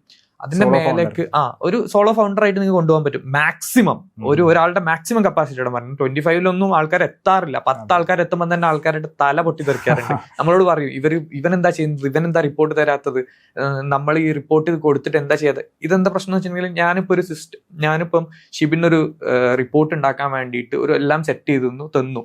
ഷിബിന് വേറെയും നമ്പേഴ്സ് ഓഫ് വർക്ക്സ് ഉണ്ടായിരിക്കും. അപ്പൊ ഇത് ഡെയിലി നമ്മൾ ഈ റുട്ടീൻ കീപ്പ് ചെയ്തിട്ടില്ലെങ്കിൽ ഷിബിന്റെ റിപ്പോർട്ടിംഗ് സിസ്റ്റം ബ്രേക്ക് ആയി പോകും. പിന്നെ മന്ത് എൻഡിൽ നമ്മൾ പണ്ട് പരീക്ഷയ്ക്ക് തലേന്നിരുന്ന് പഠിക്കുന്ന പോലെ എല്ലാം കൂടി മന്ത് എൻഡിന്റെ അവസാനം ഇരുന്നിട്ടേക്കും ഷിബിൻ ചെയ്യുന്നുണ്ടാവുക. ഒബ്വിയസ്ലി കുറെ ഹ്യൂമൻ എറേഴ്സ് കയറും. അപ്പൊ അവിടെ ഒരു CRM സിസ്റ്റമോ കാര്യങ്ങളോ ഉണ്ടായിരിക്കില്ല. CRM സിസ്റ്റം ഉണ്ടെങ്കിൽ ഈസിലി ഷിബിന് അത് ജനറേറ്റ് ചെയ്ത് കൊണ്ടുപോകാൻ പറ്റും സിസ്റ്റം. അതാണ് നമ്മൾ സിസ്റ്റത്തോട് ഉദ്ദേശിക്കുന്നത്. അപ്പൊ ഇത് ഫൗണ്ടേഴ്സിനെ ഫ്രസ്ട്രേറ്റഡ് ആക്കും. അപ്പൊ ആ CRM സിസ്റ്റത്തിന് വേണ്ടി സ്പെൻഡ് ചെയ്യാൻ പറയുമ്പോൾ ചിലപ്പം ഫൗണ്ടേഴ്സിന് അത് മടിയായിരിക്കും. അതൊരു എക്സ്ട്രാ അനാവശ്യമായിട്ടുള്ള ചെലവല്ലേ എന്നുള്ളത്. ഇപ്പൊ നമ്മൾ പറയും, എല്ലാ ഫൗണ്ടേഴ്സിനോട് പറയുന്ന കാര്യമാണ്, മുമ്പ് നമ്മൾ ബിസിനസ് എന്ന് പറഞ്ഞിട്ടുണ്ടെങ്കിൽ സപ്ലൈ ആൻഡ് ഡിമാൻഡ്, നമ്മൾ സപ്ലൈ ചെയ്യുന്നു, ഡിമാൻഡ് വരുമ്പോൾ നമ്മൾ അത് സപ്ലൈ ചെയ്യുന്നു. ഇപ്പൊ അങ്ങനെയല്ല. ഇപ്പൊ നമ്മൾ സപ്ലൈ ഡിമാൻഡ് നമ്മൾ ക്രിയേറ്റ് ചെയ്യണം. അപ്പൊ നമ്മൾ ഒരു ഈക്കോ സിസ്റ്റം ഉണ്ടാക്കണം. കസ്റ്റമർ സെന്റർ ആയിട്ട് നേരത്തെ പറഞ്ഞതുപോലെ തന്നെ ഇപ്പം ആപ്പിളിന്റെ ഈക്കോ സിസ്റ്റം നോക്കി നോക്കുക. നമുക്കറിയാം സപ്ലൈ ആൻഡ് ഡിമാൻഡ് ആണ് ബിസിനസ് എങ്കിൽ എല്ലായിടത്തും ഫോൺ ഉണ്ട്. പിന്നെ 17 ഇറങ്ങുമ്പോൾ നമ്മൾ എന്തിന് 17ലേക്ക് സ്വിച്ച് ചെയ്യണം? അത് അവരവരുടെ ഡിമാൻഡ് ഉണ്ടാക്കുകയാണ്. അത് പറഞ്ഞിട്ടുണ്ടെങ്കിൽ ആക്ച്വലി അതിന്റെ ഒരു ഒറിജിൻ എങ്ങനെയാ വരുന്നത് വെച്ചിട്ടുണ്ടെങ്കിൽ, ഈ 2ാം ലോക മഹായുദ്ധത്തിന് ശേഷം അമേരിക്കന്റെ അടുത്ത് കുറെ പൈസകൾ വന്നു. അപ്പൊ ഇത് എന്ത് ചെയ്യണം എന്നറിയില്ല. അപ്പൊ പ്രൊഡക്റ്റ് ഒക്കെ സാച്ചുറേറ്റഡ് ആയി. അപ്പൊ ഈ ശ്രദ്ധിച്ചിട്ട് എപ്പോഴെങ്കിലും ആലോചിച്ചിട്ടുണ്ടോ എന്തിനാണ് ഈ ടാൽക്കം പൗഡർ, നമ്മൾ ഈ പൗഡർ ഇല്ലേ കുട്ടിക്കൂറ പൗഡർ ഒക്കെ, എന്തിനായിരിക്കും ആ സാധനം എന്നുള്ളത്? കുട്ടിക്കൂറ പൗഡറിന്റെ ഒരു ഉപയോഗം എന്താണെന്ന് ഷിബിൻ എപ്പോഴെങ്കിലും തോന്നിയിട്ടുണ്ടോ? പെർഫ്യൂം എന്ന് പറഞ്ഞു കഴിഞ്ഞിട്ടുണ്ടെങ്കിൽ നമുക്കൊരു ലൈക്ക് തൊട്ടടുത്തിരിക്കുന്ന ആൾക്കൊരു നമ്മളുടെ സ്മെല്ല് ഫസ്റ്റ് അട്രാക്ഷൻ പോയിന്റ് ആണ്. സ്മെല്ല് എന്ന് പറഞ്ഞാൽ ഫസ്റ്റ് അട്രാക്ഷൻ പോയിന്റ് ആണ്. And at the same time നമുക്കിപ്പോ ഒരു ഫോൾ സ്മെൽ ഉണ്ടെങ്കിൽ അതിനെ കവറപ്പ് ചെയ്യാനൊക്കെ പറ്റും. ടാൽക്കം പൗഡർ പോലത്തെ സാധനങ്ങൾ അല്ലെങ്കിൽ കോസ്മെറ്റിക് പ്രൊഡക്ട്സിൽ തന്നെ കുറെ കാര്യങ്ങളുണ്ട്. ഞാൻ പെട്ടെന്ന് ടാൽക്കം പൗഡർ ഓർമ്മ വന്നുകൊണ്ട് പറഞ്ഞാൽ എന്തായിരിക്കും അതിന്റെ ഒരു ഉപയോഗം ഉണ്ടാവുക? ടാൽക്കം പൗഡർ അതൊരു ഫേക്ക് ഡിമാൻഡ് ക്രിയേറ്റ് ചെയ്യാൻ വേണ്ടി. എക്സാക്ട്ലി. എന്ന് വെച്ചിട്ടുണ്ടെങ്കിൽ ഒരു ഫേക്ക് ഡിമാൻഡ് ക്രിയേറ്റ് ചെയ്യാണ്. ഇതിന്റെ ഒക്കെ ശേഷമാണ് എനിക്ക് തോന്നുന്നത് 1900 ആ ഒരു ടൈമിലാണ് വെള്ളം മാർക്കറ്റിൽ പൈസ കൊടുത്ത്. കാരണം ഒന്ന് ആലോചിക്കുക, ഭൂമിയില് 3/4 ഭാഗം വെള്ളമാണ്. ഈ സാധനം പൈസ കൊടുത്തിട്ടാണ് വെക്കുന്നത്. ഈ മറ്റേ അക്വാഫിനിന്റെ കാര്യങ്ങളൊക്കെ. ഇപ്പൊ അടുത്ത് റീസെന്റ് ഞാൻ വായിച്ചതായിരുന്നു, വിരാട് കോഹ്ലി കുടിക്കുന്ന ഒരു ബോട്ടിൽ ഓഫ് വാട്ടറിന് 18 ലക്ഷം. ചില ഒരു ബോട്ടിലിന് പല കണക്കുകളും ഉണ്ട്. മിനിമം എന്തോ 600 രൂപ 4000 രൂപ ഒക്കെ വരുന്നത് 18 ലക്ഷത്തിന്റെ വരുന്നത് പറഞ്ഞിട്ടാണ്. വെച്ചാൽ വെള്ളം എന്ന് വെച്ചിട്ടുണ്ടെങ്കിൽ ഹിമാലയം ഓഫ് സ്ട്രിങ് വാട്ടേഴ്സ് എന്നൊക്കെ പറഞ്ഞിട്ട് അതിൽ കുറെ സംഭവങ്ങൾ. Ultimately it's water. അതിന്റെ പർപ്പസ് എന്താണ്? ലക്ഷറിയാണ്.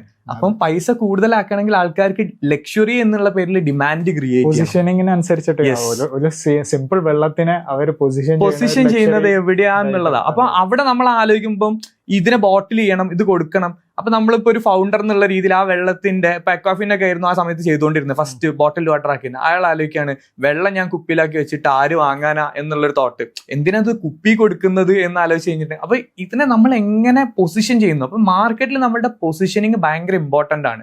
അപ്പൊ നമ്മളൊരു ഈക്കോ സിസ്റ്റം ക്രിയേറ്റ് ചെയ്യുക എന്ന് പറയുന്നതും ഭയങ്കര ഇമ്പോർട്ടന്റ് ആണ്. അപ്പൊ വൺസ് നമുക്ക് ഒരാളെ കിട്ടിക്കഴിഞ്ഞിട്ടുണ്ടെങ്കിൽ അയാൾക്ക് പിന്നീട് ഭാവിയിൽ എന്താവശ്യം ഉണ്ടെങ്കിലും നമ്മളെടുത്ത് തന്നെ വാങ്ങണം.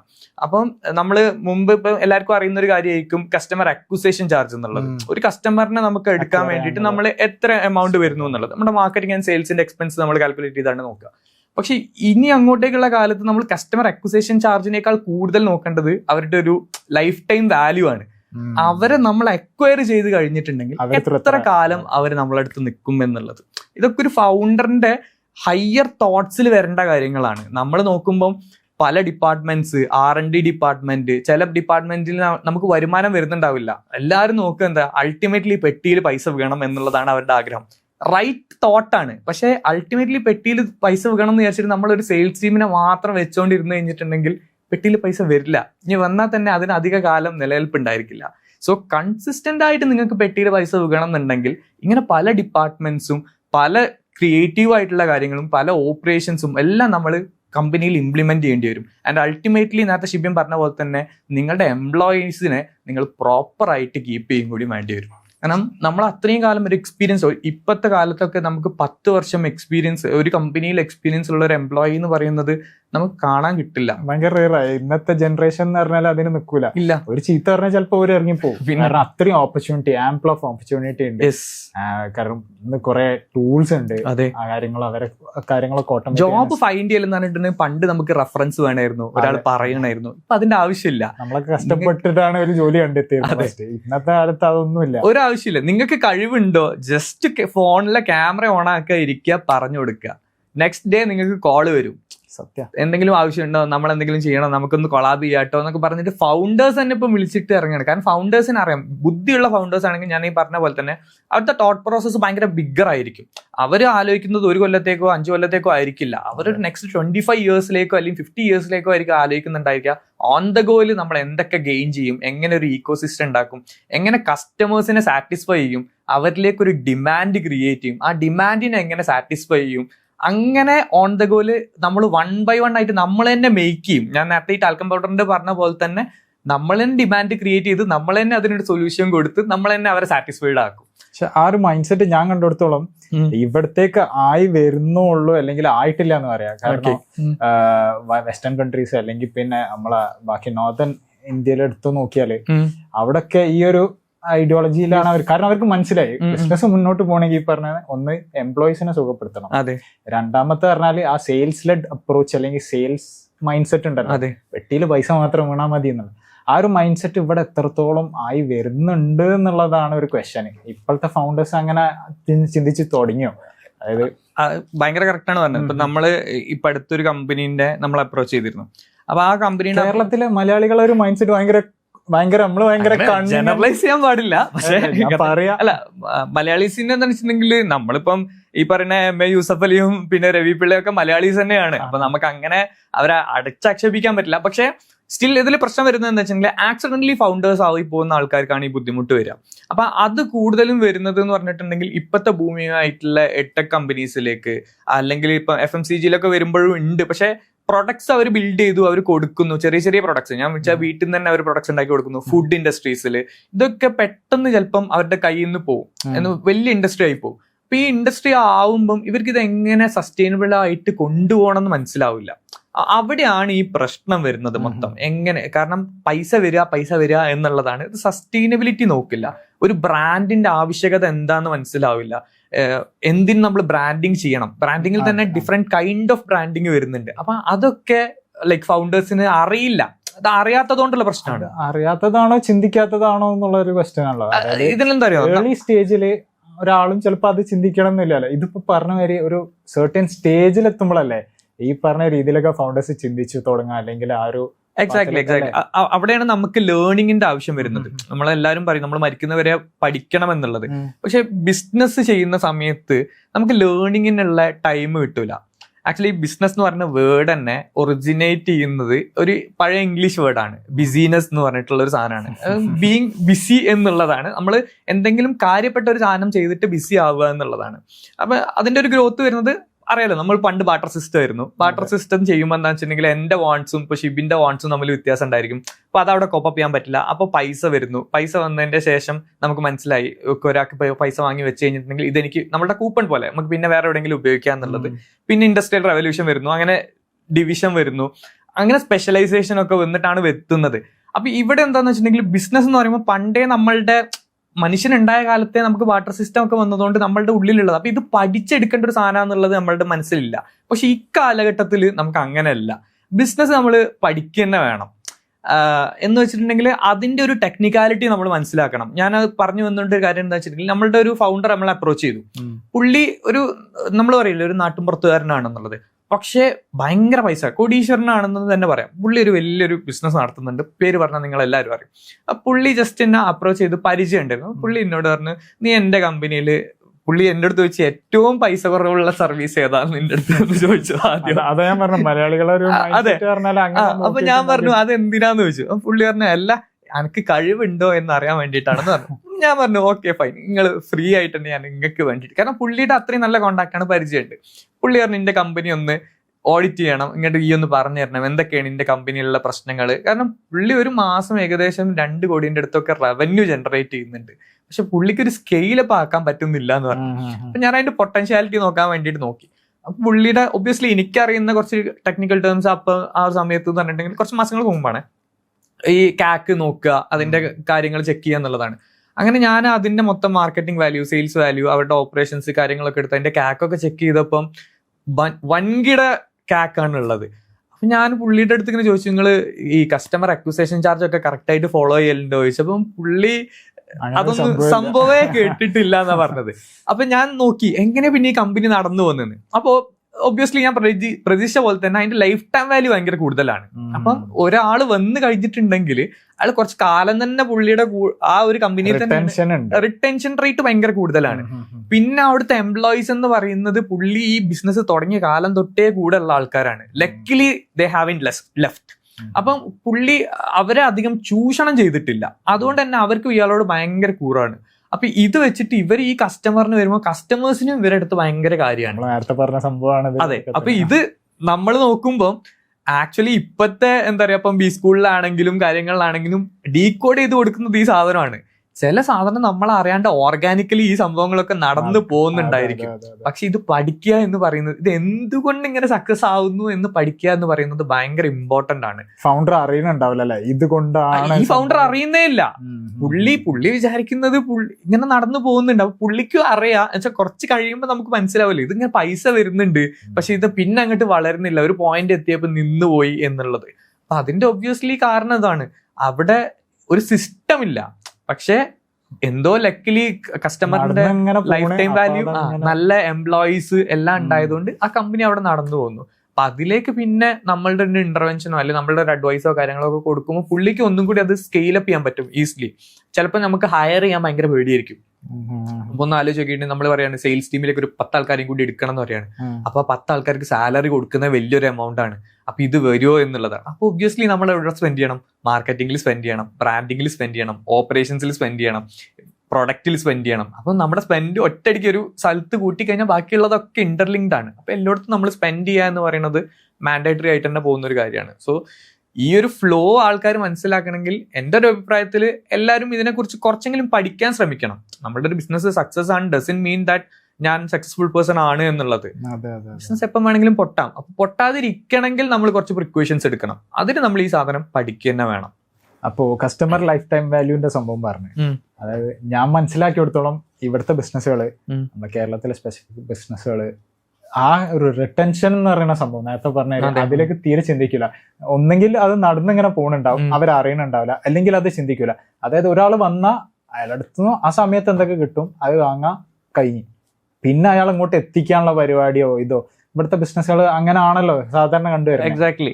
ഈ കസ്റ്റമർ റിട്ടൻഷൻ എന്ന് പറയുമ്പോഴും കസ്റ്റമർ അക്വിസിഷൻ എന്ന് പറയുമ്പോഴും നമുക്ക് ഭയങ്കര മിനിമലിസ്റ്റിക് ആയിട്ട് കീപ്പ് ചെയ്യാൻ പറ്റുന്ന ഒരു സാധനമാണ്. ഇപ്പൊ കസ്റ്റമർ അക്വിസിഷനിൽ എനിക്ക് ഭയങ്കര ഇഷ്ടപ്പെട്ട ഒരു സ്ട്രാറ്റജി എന്ന് പറയുന്നത് ഗൂഗിൾ പേൻ്റെതാണ് വരുന്നത്.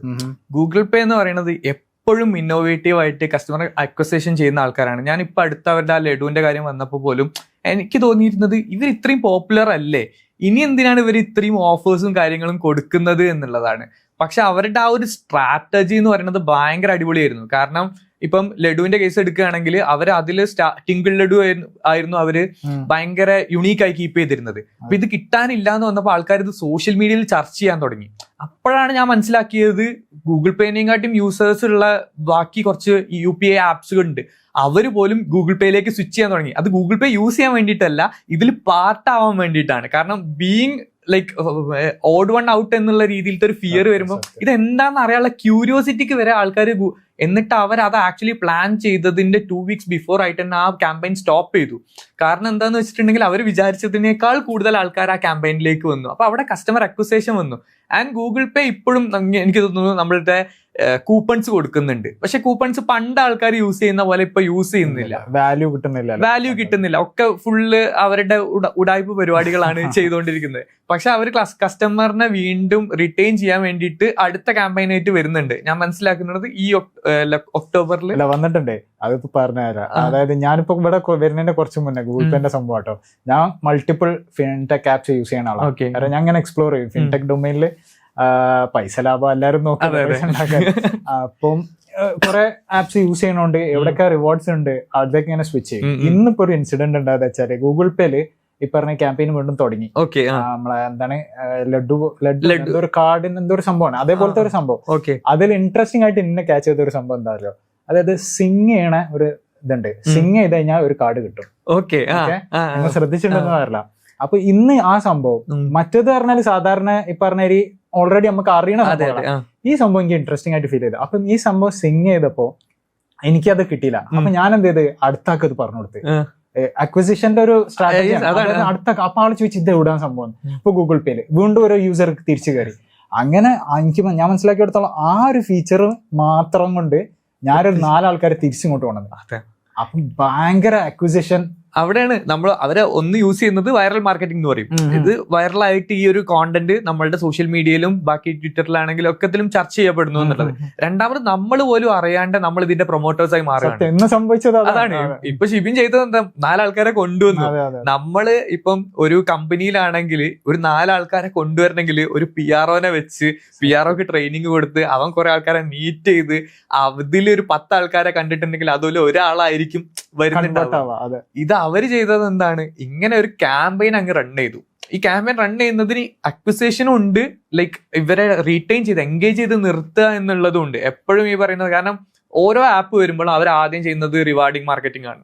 റിവാർഡ്സ് കൊടുക്കുക, അവർക്ക് ഓഫേഴ്സ് കൊടുക്കുക എന്ന് പറഞ്ഞാൽ. അപ്പോൾ ഒബ്വിയസ്ലി നമ്മൾ ഇതൊന്ന് സ്വിച്ച് ചെയ്താൽ അങ്ങോട്ടേക്ക് പോകും.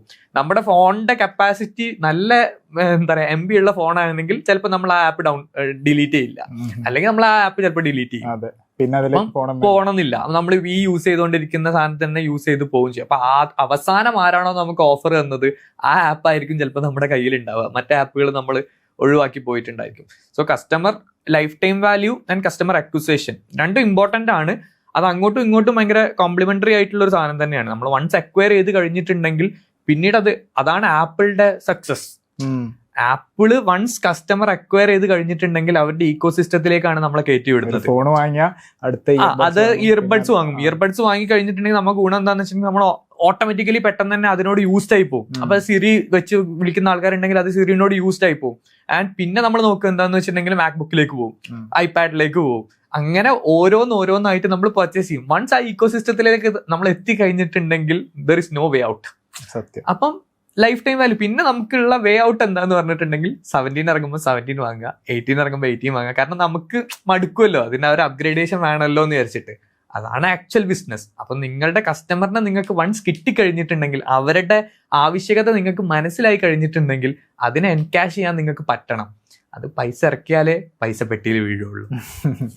ഈ കസ്റ്റമർ ലൈഫ് ടൈം വാല്യൂ അല്ലെങ്കിൽ റിട്ടൻഷന്റെ സംഭവം പറഞ്ഞേ, അതായത് അതിൽ ഫോക്കസ് ചെയ്തുകൂടെ കമ്പനിക്ക്? ഈ CAC ഫോക്കസ് ചെയ്യുന്ന പകരം, അതായത് കസ്റ്റമർ അക്വിസിഷന് ഫോക്കസ് ചെയ്യുന്ന പകരം, ഒരാൾ വന്നു കഴിഞ്ഞാൽ ആൾ തന്നെ വീണ്ടും റീറ്റെയിൻ ചെയ്യണല്ലേ നല്ലത്, വേറെ പുതിയ ഒരാളെ കണ്ടുപിടിക്കുന്നതിന് പകരം? Yes, exactly. അതാണ് ഞാൻ നേരത്തെ പറഞ്ഞിട്ടുണ്ടായിരുന്നത്.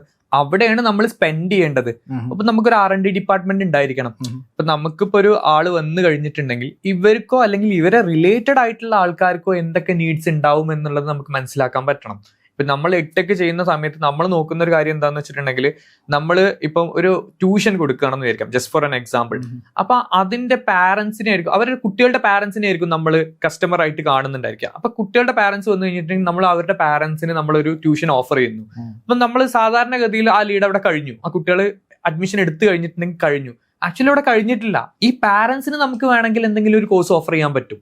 ഈ പാരന്റിന് ഓഫർ ചെയ്ത പാരന്റിന്റെ എന്താ പറയാ ഗ്രാൻഡ് പാരന്റ്സിന് ഈ കുട്ടിയുടെ ഗ്രാൻഡ് പാരന്റ്സിന് നമുക്ക് എന്തെങ്കിലും ഓഫർ ചെയ്യാൻ പറ്റും. ഈ ഗ്രാൻഡ് പാരന്റ്സ് ഈ കുട്ടീനായിട്ട് കമ്മ്യൂണിക്കേറ്റ് ചെയ്യുന്നത് ചിലപ്പോൾ ഈ കുട്ടി ഇപ്പോഴത്തെ കുട്ടികളെല്ലാവരും ഫാമിലി ഇക്കോസിസ്റ്റത്തിലേക്ക് നമുക്ക് കയറാൻ പറ്റും. ഇപ്പം സേ ഫോർ എക്സാമ്പിൾ അവർ ഏതെങ്കിലും ഒരു കമ്മ്യൂണിറ്റിയിൽ പെടുന്ന ആൾക്കാരാണ്. അപ്പൊ ആ കമ്മ്യൂണിറ്റിന്റെ ലേണിംഗ്സിനൊക്കെ വേണ്ടിയിട്ട് അവർക്ക് എന്തെങ്കിലും കൊടുക്കാൻ പറ്റും. ഇനി അവിടെ ഉള്ള ഒരാൾക്ക് ജോബ് ഇല്ല, അപ്പൊ ജോബ് ഓറിയന്റഡ് ആയിട്ടുള്ള ഒരു കോഴ്സ് നമുക്ക് അവിടെ പിച്ച് ചെയ്യാൻ പറ്റും. അപ്പൊ നമ്മളടുത്ത് അത്രയും സാധനങ്ങൾ എക്യുപ്ഡ് ആണെങ്കിൽ ഒബ്വിയസ്ലി നമുക്ക് നമ്മളുടെ ഇക്കോസിസ്റ്റത്തിലേക്ക് അവരെ കൊണ്ടുവരാം, ലേണിംഗ് ഇക്കോസിസ്റ്റത്തിലേക്ക് നമുക്ക് അവരെ കൊണ്ടുവരാൻ പറ്റും. ഇനി അതൊരു പ്രൊഡക്റ്റ് ആണെങ്കിൽ തന്നെ ആ പ്രൊഡക്റ്റ് ഇക്കോസിസ്റ്റത്തിലേക്ക് നമുക്ക് കൊണ്ടുവരാൻ പറ്റും. അപ്പം ബിക്കമിങ് അല്ലെങ്കിൽ മേക്കിംഗ് ആൻ ഇക്കോസിസ്റ്റം ആണ് ആക്ച്വലി ഒരു നല്ലൊരു ലൈഫ് ടൈം വാല്യൂ കൂട്ടാൻ പറ്റുന്ന ഒരു ബിസിനസ് സ്ട്രാറ്റജി എന്ന് പറയുന്നത്. പക്ഷെ ഒബ്വിയസ്ലി അതിനുള്ള ഇൻവെസ്റ്റ്മെന്റ് കൂടുതലാണ്. പക്ഷേ എന്നാലും നിങ്ങൾ സ്പെൻഡ് ചെയ്ത് കഴിഞ്ഞിട്ടുണ്ടെങ്കിൽ, പ്രോപ്പർ സ്ട്രാറ്റജി ഉണ്ടെങ്കിൽ, ഇപ്പൊ ശിവൻ പറഞ്ഞ പോലെ തന്നെ നമുക്കത് എക്സിക്യൂട്ട് ചെയ്ത് സക്സസ്ഫുൾ ആക്കി കാണിച്ചു തന്നിട്ടുണ്ട്. ഇപ്പം ജിയോ ഒക്കെ ചെയ്തുകൊണ്ടിരിക്കുന്ന ആപ്പിളിന്റെ സെയിം മെത്തഡോളജിയാണ്. അവരിപ്പം VR സിസ്റ്റവും കാര്യങ്ങളൊക്കെ കൊണ്ടുവരുന്നുണ്ട്. ഇപ്പൊ ആപ്പിൾ കൊണ്ടുവരുന്ന പോലെ തന്നെ VR സിസ്റ്റം കൊണ്ടുവരുന്നുണ്ട്. അത് എന്തിനാന്ന് വെച്ചിട്ടുണ്ടെങ്കിൽ ഇനി ആപ്പിൾ അത് അവര് ഫോക്കസ് ചെയ്യുന്നത് ഇന്ത്യയിലെ ടയർ 3 കസ്റ്റമേഴ്സിനെയാണ്. ആപ്പിള് ലൈക്ക് അഫോർഡബിൾ ആവാൻ പറ്റുന്ന ഇന്ത്യ എന്ന് പറയുന്നത് വലിയൊരു മാർക്കറ്റാണ്. പക്ഷെ ഇന്ത്യയിൽ എന്താ പ്രശ്നം എന്ന് വെച്ചിട്ടുണ്ടെങ്കിൽ ആപ്പിള് അഫോർഡബിൾ ആവാൻ പറ്റുന്ന ഓഡിയൻസ് കുറവാണ്. ജിയോ ചെയ്യുന്ന പൊസിഷൻ അവിടെയാണല്ലോ. അപ്പൊ ജിയോ ചെയ്യുന്നത് എന്താണ്, നമുക്ക് അതിന് സാധാരണക്കാർക്കും ഈ ഒരു സാധനം എക്സ്പീരിയൻസ് ചെയ്യണമല്ലോ. അപ്പൊ അവർ അതിന് വില കുറച്ചിട്ടാണ് ഇപ്പൊ ബാക്കിയുള്ളവർക്ക് കൊടുക്കുന്നത്. ആൻഡ് ഒബ്വിയസ്ലി ജിയോന്റെ ഒരു വൺ ഈക്കോ സിസ്റ്റം വരാൻ കിടക്കുന്നതിലും, കാരണം അവിടെ VR സിസ്റ്റം, അവരുടെ ആപ്പ് ലൈക്ക് ജിയോ ഹോട്ട്സ്റ്റാർ ഒക്കെ വരുന്ന സാധനം എല്ലാം കൂടി വന്നിട്ട് അവരൊരു ഈക്കോ സിസ്റ്റം ക്രിയേറ്റ് ചെയ്യുന്നുണ്ട്. അതും ഇന്ത്യയിൽ കൂടി സീക്രം ഒരു റെവല്യൂഷൻ ആയിട്ട് തന്നെ വരാൻ കിടക്കുന്നതേ ഉള്ളൂ. ഈ ഈക്കോ സിസ്റ്റത്തിന്റെ സംഭവം പറഞ്ഞേ, അതായത് ഞാൻ ചോദിക്കട്ടെ, ഈ ഈക്കോ സിസ്റ്റം ബിൽഡ് ചെയ്യാൻ നിൽക്കുന്ന സമയത്ത് നമ്മുടെ ആ ഒരു ഡയറക്ഷൻ തെറ്റിപ്പോകും. അതായത് കുറെ ആൾക്കാർ പറയും നീഷാണ്, നമ്മള് നീഷില് ഒരു നീഷ് കാറ്റഗറി അല്ലെങ്കിൽ നീഷ് പ്രോഡക്റ്റിൽ ഫോക്കസ് ചെയ്യണം. ഈ ഈക്കോ സിസ്റ്റം ബിൽഡ് ചെയ്യണ സമയത്ത് ഇപ്പൊ ആപ്പിളിന്റെ നമ്മൾ എക്സാമ്പിൾ പറഞ്ഞ, ആപ്പിൾ ആ ഒരു സ്റ്റേജിൽ എത്തിയിട്ടാണല്ലോ ആ ഈക്കോ സിസ്റ്റം ബിൽഡ് ചെയ്യണേ. സ്റ്റാർട്ടിങ്ങില് നമ്മൾ വൈഡ് വെറൈറ്റീസ് ഓഫ് ഓഫറിങ് കൊടുത്തു കഴിഞ്ഞാൽ ആ ഒരു ഡീവിയേഷൻ വരും. ഞാൻ ഇവിടെ കണ്ട ഒരു ഇത് സംഭവം പറഞ്ഞാല്, എല്ലാവരും ബിസിനസ്സിലേക്ക് ഇറങ്ങും. ബിസിനസ്സിലേക്ക് ഇറങ്ങിയിട്ട് ഒരു സൈഡിൽ നിന്നും പൈസ ഉണ്ടാക്കും. പിന്നെ അവര് ആയിരിക്കും അത് കുഴപ്പമില്ലാതെ പോകുന്നുണ്ടല്ലോ, ഇനി അടുത്ത സൈഡിലേക്ക് പോയി. ചിലപ്പോൾ അത് ബേസ് സ്ട്രോങ് ആയി ഉണ്ടാവില്ല, അല്ലെങ്കിൽ സെറ്റ് ആയി ഉണ്ടാവില്ല. അപ്പം what do you have to say about that? അതന്നെ ഇപ്പം ഷിബിൻ പറഞ്ഞത് തന്നെ അതിന്റെ കറക്റ്റ് ആൻസറും. നമ്മളൊരു സാധനം ബിൽഡ് ചെയ്ത് കഴിഞ്ഞിട്ടുണ്ടെങ്കിൽ നമ്മളില്ലാതെ അത് ഓട്ടോണമസ് ആയിട്ട് റൺ ആവും എന്നുള്ള ഒരു ഉറപ്പ് വന്നാലേ നമ്മൾ നെക്സ്റ്റിലേക്ക് സ്വിച്ച് ചെയ്യാൻ പാടുള്ളൂ. പക്ഷെ അത് എത്ര ആൾക്കാരുണ്ട്, വളരെ കുറവാണ്. പക്ഷെ അവിടെ നേരത്തെ പറഞ്ഞ പൈസ വെട്ടിയിലേക്ക് വരുന്നുണ്ട് കഴിഞ്ഞാൽ അടുത്തതിലേക്ക് സ്വിച്ച്. പക്ഷെ അവിടെയും ഒരു പ്രശ്നം എന്താന്ന് വെച്ചിട്ടുണ്ടെങ്കിൽ നമ്മുടെ മാർക്കറ്റ്, ഇപ്പോഴത്തെ മാർക്കറ്റ് ഭയങ്കര സ്പീഡാണ്. അപ്പൊ ഇത് സെറ്റ് ആയി എന്ന് ഉറപ്പ് വരുത്തിയിട്ട് നമ്മൾ അടുത്തേക്ക് പോകുമ്പോഴത്തേക്കും അത് ചിലപ്പോൾ വേറെ ഒരാളെ അക്വയർ ചെയ്ത് കഴിഞ്ഞിട്ടുണ്ടായിരിക്കും. അതിനും എക്സാമ്പിൾ ആയിട്ട് വേണമെങ്കിൽ നിങ്ങൾക്ക് ആപ്പിളിനെ പറയാം. കാരണം apple TV and apple VR system, ഇത് രണ്ടും ഇപ്പോഴും ആപ്പിളിന് അങ്ങോട്ടേക്ക് ക്ലിക്ക് ആയിട്ടില്ല. അപ്പൊ ആപ്പിൾ ഇപ്പൊ അതിലേക്ക് ഭയങ്കരമായിട്ട് ഇൻവെസ്റ്റ് ചെയ്തുകൊണ്ടിരിക്കുന്നുണ്ട്. പക്ഷെ ആപ്പിളിന്റെ ഫോൺ പോലെയോ മാക്ബുക്ക് പോലെയോ അതിന്റെ ബാക്കി ഡിവൈസസ് പോലെയോ ഒന്നും ഈ സംഭവങ്ങൾ വരുന്നില്ല. അതെന്തുകൊണ്ടാന്ന് വെച്ചിട്ടുണ്ടെങ്കിൽ അവർ വളരെ ലേറ്റ് ആയിട്ടാണ് ഇതിലേക്ക് സ്റ്റെപ്പ് ഇൻ ചെയ്തിട്ടുള്ളത്. അപ്പം അതിന്റെ ഒരു ഡിസഡ്വാൻറ്റേജ് ആണ്. അപ്പം ആൾക്കാർക്ക് പേടി എന്താന്ന് വെച്ചിട്ടുണ്ടെങ്കിൽ പിന്നെയും ഈ ഫോമോ എഫക്റ്റ് ആണ്, ഫിയർ ഓഫ് മിസ്സിംഗ് ഔട്ട് ആണ്. ആ മാർക്കറ്റ് എനിക്ക് മിസ്സാവോ എന്നുള്ളതാണ്. പക്ഷെ നിങ്ങൾ കറക്റ്റ് സ്ട്രാറ്റജി ഇല്ലാതെ, ഇതിനാണ് നമ്മൾ കറക്റ്റ് ആയിട്ട് മാർക്കറ്റ് പഠിച്ചിട്ട് ഒരു MVP ക്രിയേറ്റ് ചെയ്യണം. ആദ്യം ഒരു മിനിമം വാല്യൂ പ്രോഡക്റ്റ് ഉണ്ടാക്കിയിട്ട് നമുക്കത് ക്യാപ്ചർ ആവുന്നുണ്ടോ എന്ന് നോക്കിയിട്ട് നമ്മൾ ഇറക്കിയാൽ മതി. വാലിഡേറ്റ് ചെയ്യണം ആ ഒരു പ്രോഡക്റ്റ്. അപ്പൊ ആ ഒരു MVP ഇല്ലാണ്ട് നമ്മൾ പെട്ടെന്ന് തന്നെ നമ്മൾ വിചാരിക്കുകയാണ് നമ്മൾ അടുത്ത സ്റ്റെപ്പിലേക്ക് എടുക്കാം എന്ന് വിചാരിച്ച് പോകുമ്പോൾ നമുക്ക് അവിടെ ഒരു വലിയ ഹ്യൂജ് ലോസ് വരാനുള്ള പ്രോബബിലിറ്റി ഭയങ്കര ഹയർ ആണ്.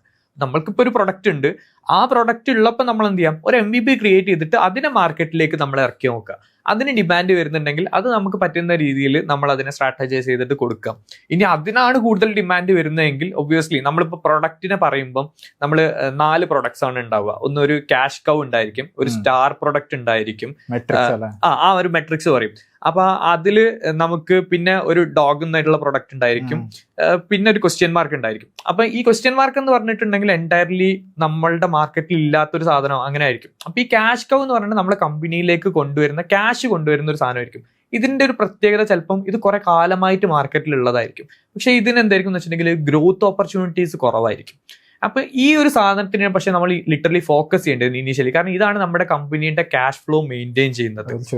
ഈ 4 ക്വാഡ്രന്റിൽ വരോ അധിക ബിസിനസ്സുകളും?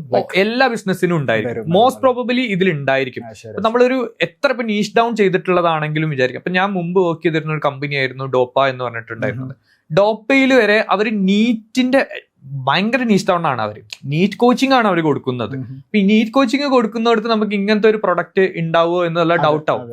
അപ്പൊ അവിടെ ഞാൻ പറഞ്ഞു തരുമ്പോൾ അവരുടെ റിപ്പീറ്റേഴ്സ് എന്ന് പറഞ്ഞിട്ടുള്ള ഒരു കോച്ചിങ് ഉണ്ട്. അപ്പം എന്ന് വെച്ചാൽ +2 കഴിഞ്ഞവർക്കുള്ളത്. ഇതാണ് ഇവരുടെ മെയിൻ ക്യാഷ് കൗ ആയിട്ടുള്ള ഒരു സാധനം, ബ്രിങ്സ് മണി. രണ്ടാമത്തത് ഇവരുടെ ലൈക്ക് ഇന്റഗ്രേറ്റഡ് സ്കൂളിംഗ് എന്ന് പറഞ്ഞിട്ടുള്ള സാധനമുണ്ട്. അതാണ് ഇവരുടെ സ്റ്റാർ പ്രൊഡക്റ്റ്. ഈ സ്റ്റാർ എന്ന് പറഞ്ഞു കഴിഞ്ഞിട്ടുണ്ടെങ്കിൽ ഇത് ഫ്യൂച്ചറിൽ ഭയങ്കരമായിട്ട് എൻകാഷ് ചെയ്യപ്പെടുകയും ചെയ്യും. ഇനി നെക്സ്റ്റ് സ്റ്റെപ്പ് അവർ എടുക്കേണ്ടത് അതാണ്. മൂന്നാമത്തത് എന്ന് പറഞ്ഞു കഴിഞ്ഞിട്ടുണ്ടെങ്കിൽ ഇപ്പൊ ഇതില് ക്വസ്റ്റ്യൻ മാർക്ക് എന്ന് പറഞ്ഞിട്ടുള്ളതാണ്. അപ്പൊ അവർ ഇന്നോവേറ്റീവ് ആയിട്ട് ചെയ്യുന്ന കാര്യം എന്ന് വെച്ചിട്ടുണ്ടെങ്കിൽ റിപ്പീറ്റ് ചെയ്ത് കഴിഞ്ഞിട്ടുണ്ടെങ്കിൽ കുട്ടികൾക്ക് വീണ്ടും റിപ്പീറ്റിംഗ് എന്ന് പറഞ്ഞിട്ടുള്ള ഒരു പ്രോസസ് ഒക്കെ ഉണ്ടാവും. അപ്പൊ ഇത് റിപ്പീറ്റ് ചെയ്യേണ്ട ആവശ്യമില്ല ശരിക്കും. കുട്ടികൾ ക്ലാസ്സിൽ ഇരുന്നതാണ് പഠിച്ചതാണ്. അപ്പൊ അവരെന്ത് ചെയ്തു, അവർക്ക് കുട്ടികൾക്ക് വേണ്ടിയിട്ട് ഒരു ലൈബ്രറി സെറ്റപ്പിൽ അവർക്ക് എക്സാംസ് മാത്രം നടത്താൻ വേണ്ടിയിട്ടും ഡൗട്ട് ക്ലിയറൻസിന് വേണ്ടിയിട്ട് ഒരു പുതിയ പ്രൊഡക്റ്റ് ഇൻട്രൊഡ്യൂസ് ചെയ്യുന്നുണ്ട്. അപ്പൊ ആ പ്രൊഡക്റ്റ് ആണ് അവരുടെ ആക്ച്വൽ ക്വസ്റ്റ്യൻ മാർക്ക്. പക്ഷെ അതിൽ നിന്ന് അവർക്ക് ക്യാഷ് ഫ്ലോവും വരുന്നില്ല, അതിലേക്ക് പക്ഷെ അവർ നല്ലോണം R&D ചെയ്യുന്നുണ്ട്. ഇവരുടെ ഡോഗ് എന്ന് പറയുന്ന പ്രൊഡക്റ്റ് എന്ന് പറഞ്ഞു കഴിഞ്ഞിട്ടുണ്ടെങ്കിൽ ട്യൂഷൻ ആണ്. എന്ന് വെച്ചിട്ടുണ്ടെങ്കിൽ ഈ സ്കൂൾ വിട്ട് വന്നിട്ട് നേരെ അവിടേക്ക് വന്നിട്ടുള്ള ട്യൂഷൻ സെന്റേഴ്സ്. അപ്പൊ ആ ട്യൂഷൻ സെന്റേഴ്സിൽ ഇപ്പൊ അവർക്ക് ക്യാഷ് ഫ്ലോവും ഇല്ല, കാര്യങ്ങളും ഇല്ല. ഒബ്വിയസ്ലി അവർ അത് സ്റ്റോപ്പ് ചെയ്തു. കാരണം ആ പ്രൊഡക്റ്റ് എന്ന് പറഞ്ഞിട്ടുണ്ടെങ്കിൽ കമ്പനീന്റെ മണി ഡ്രെയിൻ ചെയ്യുന്ന ഒരു പ്രൊഡക്റ്റ് ആണ്. അപ്പൊ അവർ അതിനെ ഡ്രെയിൻ ചെയ്തു. ഇതാണ് എക്സാമ്പിൾ. ഇപ്പൊ 4 പ്രൊഡക്റ്റിനെയും നമുക്ക് ഈസിലി എല്ലായിടത്തും ഉണ്ടായിരിക്കും. ഇപ്പൊ നമുക്കൊരു എന്താ പറയാ കമ്പനി ഉണ്ടെങ്കിൽ ആ കമ്പനിയിൽ നമുക്കിപ്പോ ഒരു സാധനം വിൽക്കുന്നുണ്ടെങ്കിൽ നമുക്ക് ഈ 4 കാറ്റഗറീസിലേക്കും പ്രൊഡക്റ്റ് ഉണ്ടായിരിക്കും. മോസ്റ്റ് ഓഫ് ദ കേസിൽ ഒരു 99% ഇതിലേക്ക് ഉണ്ടായിരിക്കും. പക്ഷെ നമ്മൾ ചിലപ്പോൾ ഇതിനെ ഐഡന്റിഫൈ ചെയ്തിട്ടുണ്ടാവില്ല. ചിലപ്പോൾ ഞാനിപ്പോ പറയുമ്പോഴായിരിക്കും അവിടുന്ന് ചിലപ്പോൾ അവർ ഐഡന്റിഫൈ ചെയ്യുന്നത് ഇതാണ് അവരുടെ 4 പ്രൊഡക്റ്റ് എന്നുള്ളത്. പക്ഷെ ഇതിൽ നമ്മൾ ഡോഗിനെ ഐഡന്റിഫൈ ചെയ്യുക എന്ന് പറയുന്നത് ഭയങ്കര ഇമ്പോർട്ടന്റ് ആണ്. ആൻഡ് ഒബ്വിയസ്ലി ക്വസ്റ്റ്യൻ മാർക്കിലേക്ക് നമ്മൾ ഇൻവെസ്റ്റ് ചെയ്യുക, ക്വസ്റ്റ്യൻ മാർക്കിലേക്കും സ്റ്റാറിലേക്കും നമ്മൾ ഇൻവെസ്റ്റ് ചെയ്യുക എന്ന് പറയുന്നതും, കാരണം നമ്മൾ ഒരിക്കലും ഈ ക്യാഷ് കൗവിലേക്ക് ഇൻവെസ്റ്റ് ചെയ്യരുത്. റീഇൻവെസ്റ്റ് ചെയ്യേണ്ടത് യെസ് ഇറ്റ്സ് ഓൾറെഡി ബ്രിങ്ങിങ് മണി. അപ്പൊ ഇതെന്തായാലും ഫ്യൂച്ചർ ഇല്ലാതെ കണ്ടു കഴിഞ്ഞിട്ടുണ്ടെങ്കിൽ സ്റ്റാറിലേക്കും ക്വസ്റ്റ്യൻ മാർക്കിലേക്കുമാണ് നമ്മൾ ഇൻവെസ്റ്റ് ചെയ്യേണ്ടത്. സ്റ്റാറും ക്വസ്റ്റ്യൻ മാർക്ക് ആണോ like the future cash cow? Exactly. അതിൽ സ്റ്റാർ ആണ് ഫ്യൂച്ചർ ക്യാഷ് കൗ. ക്വസ്റ്റ്യൻ മാർക്ക് എന്ന് പറയുന്നത് നമ്മുടെ ഫ്യൂച്ചർ സ്റ്റാർ ആവാനുള്ള കാര്യമാണ്. എന്ന് വെച്ചിട്ടുണ്ടെങ്കിൽ ഭാവിയിൽ അതായിരിക്കും സ്റ്റാർ ആയിട്ട് വരുന്നുണ്ടായിരിക്കും. യെസ്. അപ്പൊ ഇങ്ങനെ നമുക്ക് ഐഡന്റിഫൈ ചെയ്യാൻ പറ്റണം. ഇതിൽ നമുക്ക് ഇപ്പൊ ഞാൻ ഈ പറഞ്ഞ പോലെ എല്ലാവരും ചിലപ്പോൾ ഇതുവരെ ഐഡന്റിഫൈ ചെയ്തിട്ടുണ്ടായിരിക്കില്ല. പക്ഷെ ഇപ്പം ചോദിച്ച മാതിരി കാണുമ്പോൾ നമുക്കൊരു ഡൗട്ട് ആവും, ഇതൊക്കെ ശരിക്കും ഉള്ളതാണ്, ഇതൊക്കെ വെറുതെ തിയററ്റിക്കലി കുറെ സാധനങ്ങൾ ശരിക്കും നമുക്ക് പ്രാക്ടിക്കലി അപ്ലൈ ചെയ്യാൻ പറ്റും. MBA പഠിപ്പിക്കുന്ന സംഭവങ്ങളാണല്ലോ. MBA പഠിക്കണം. അതാ ഞാൻ പറഞ്ഞത്, നമ്മളിത് പഠിക്കണം. പഠിക്കുക ഡസൻ മീൻ ദാറ്റ് നമ്മൾ ചിലപ്പോൾ കോളേജിൽ തന്നെ പോയി പഠിക്കണം എന്നൊന്നുമില്ല. നമ്മളിപ്പം എനിക്ക് തോന്നുന്നു വീട്ടിലൊക്കെ ചെറിയ ചെറിയ കോഴ്സുകളൊക്കെ ഉണ്ടല്ലോ, അങ്ങനത്തെ കോഴ്സുകളിൽ ചേർന്നിട്ട് പഠിക്കാൻ പറ്റി കഴിഞ്ഞിട്ടുണ്ടെങ്കിലും നല്ലതാണ്. നമ്മൾ നോളേജ് എന്തായാലും വേസ്റ്റ് ആയി പോകില്ല. ബാക്കി എന്ത് സാധനം വേസ്റ്റ് ആയി കഴിഞ്ഞിട്ടുണ്ടെങ്കിലും ബാക്കി നോളേജ് എന്ന് പറയുന്ന സാധനം എപ്പോഴും ബാക്കിലായി പോകും. കാരണം അത്രയും ഫാസ്റ്റ് മൂവിങ് ആണ് നമ്മുടെ ലോകം. എല്ലാവർക്കും ഇപ്പം ChatGPT കാലം ആയതുകൊണ്ട് തന്നെ നമ്മൾ തന്നെ പറയാറുണ്ട്, ChatGPT കാലത്ത് എന്നോട് പലരും ചോദിച്ചിട്ടുണ്ട് നിങ്ങൾ എന്തിനൊരു കൺസൾട്ടൻസി, കാരണം ChatGPT അടിച്ചു കിട്ടുന്ന നിങ്ങളെയും കാട്ടി നല്ല അടിപൊളി ഐഡിയാസ് ChatGPT തരും. നമ്മൾ അവിടെ ഫൈൻഡ് ചെയ്തൊരു കാര്യം എന്താണെന്ന് വെച്ചിട്ടുണ്ടെങ്കിൽ ChatGPT ഇത് എക്സിക്യൂട്ട് ചെയ്യാൻ പറ്റില്ല. ഞങ്ങൾക്ക് പ്രാക്ടിക്കാലിറ്റി ആണ് നിങ്ങൾ സോൾവ് ചെയ്യണം. എക്സാക്ട്ലി. അവിടെ ആർക്കും ഈ കോൺസെപ്റ്റ് എവിടെ അടിച്ചു നോക്കിയാൽ പഠിക്കാം. ഫ്രീ ആയിട്ട് യൂട്യൂബിൽ വരെ പഠിക്കാം. എക്സാക്ട്ലി. അപ്പൊ ഈ ഒരു പ്രാക്ടിക്കാലിറ്റി, പിന്നെ ഇത് ഈ ഒരു തലത്തിൽ ചിന്തിക്കാനുള്ള കഴിവും വേണം നമുക്ക്. ഇതാണ് പ്രൊഡക്റ്റ്, ഇതാണ് കാര്യങ്ങൾ, അപ്പൊ നമുക്ക് ഇതാണ് നമ്മുടെ പെർസ്പെക്റ്റീവ്. അപ്പൊ നമ്മളുടെ പിന്നെ നമുക്കൊരു പ്രാക്ടിക്കൽ റിയാലിറ്റി എന്ന് പറഞ്ഞൊരു സാധനം കൂടി ഉണ്ട്. ChatGPT ഒരു യൂണിവേഴ്സൽ സാധനമാണ് തരുന്നുണ്ടാവുക. ഇത് എല്ലാ മാർക്കറ്റിലും ചിലപ്പോൾ ഫീസിബിൾ ആയിക്കൊള്ളണം എന്നില്ല.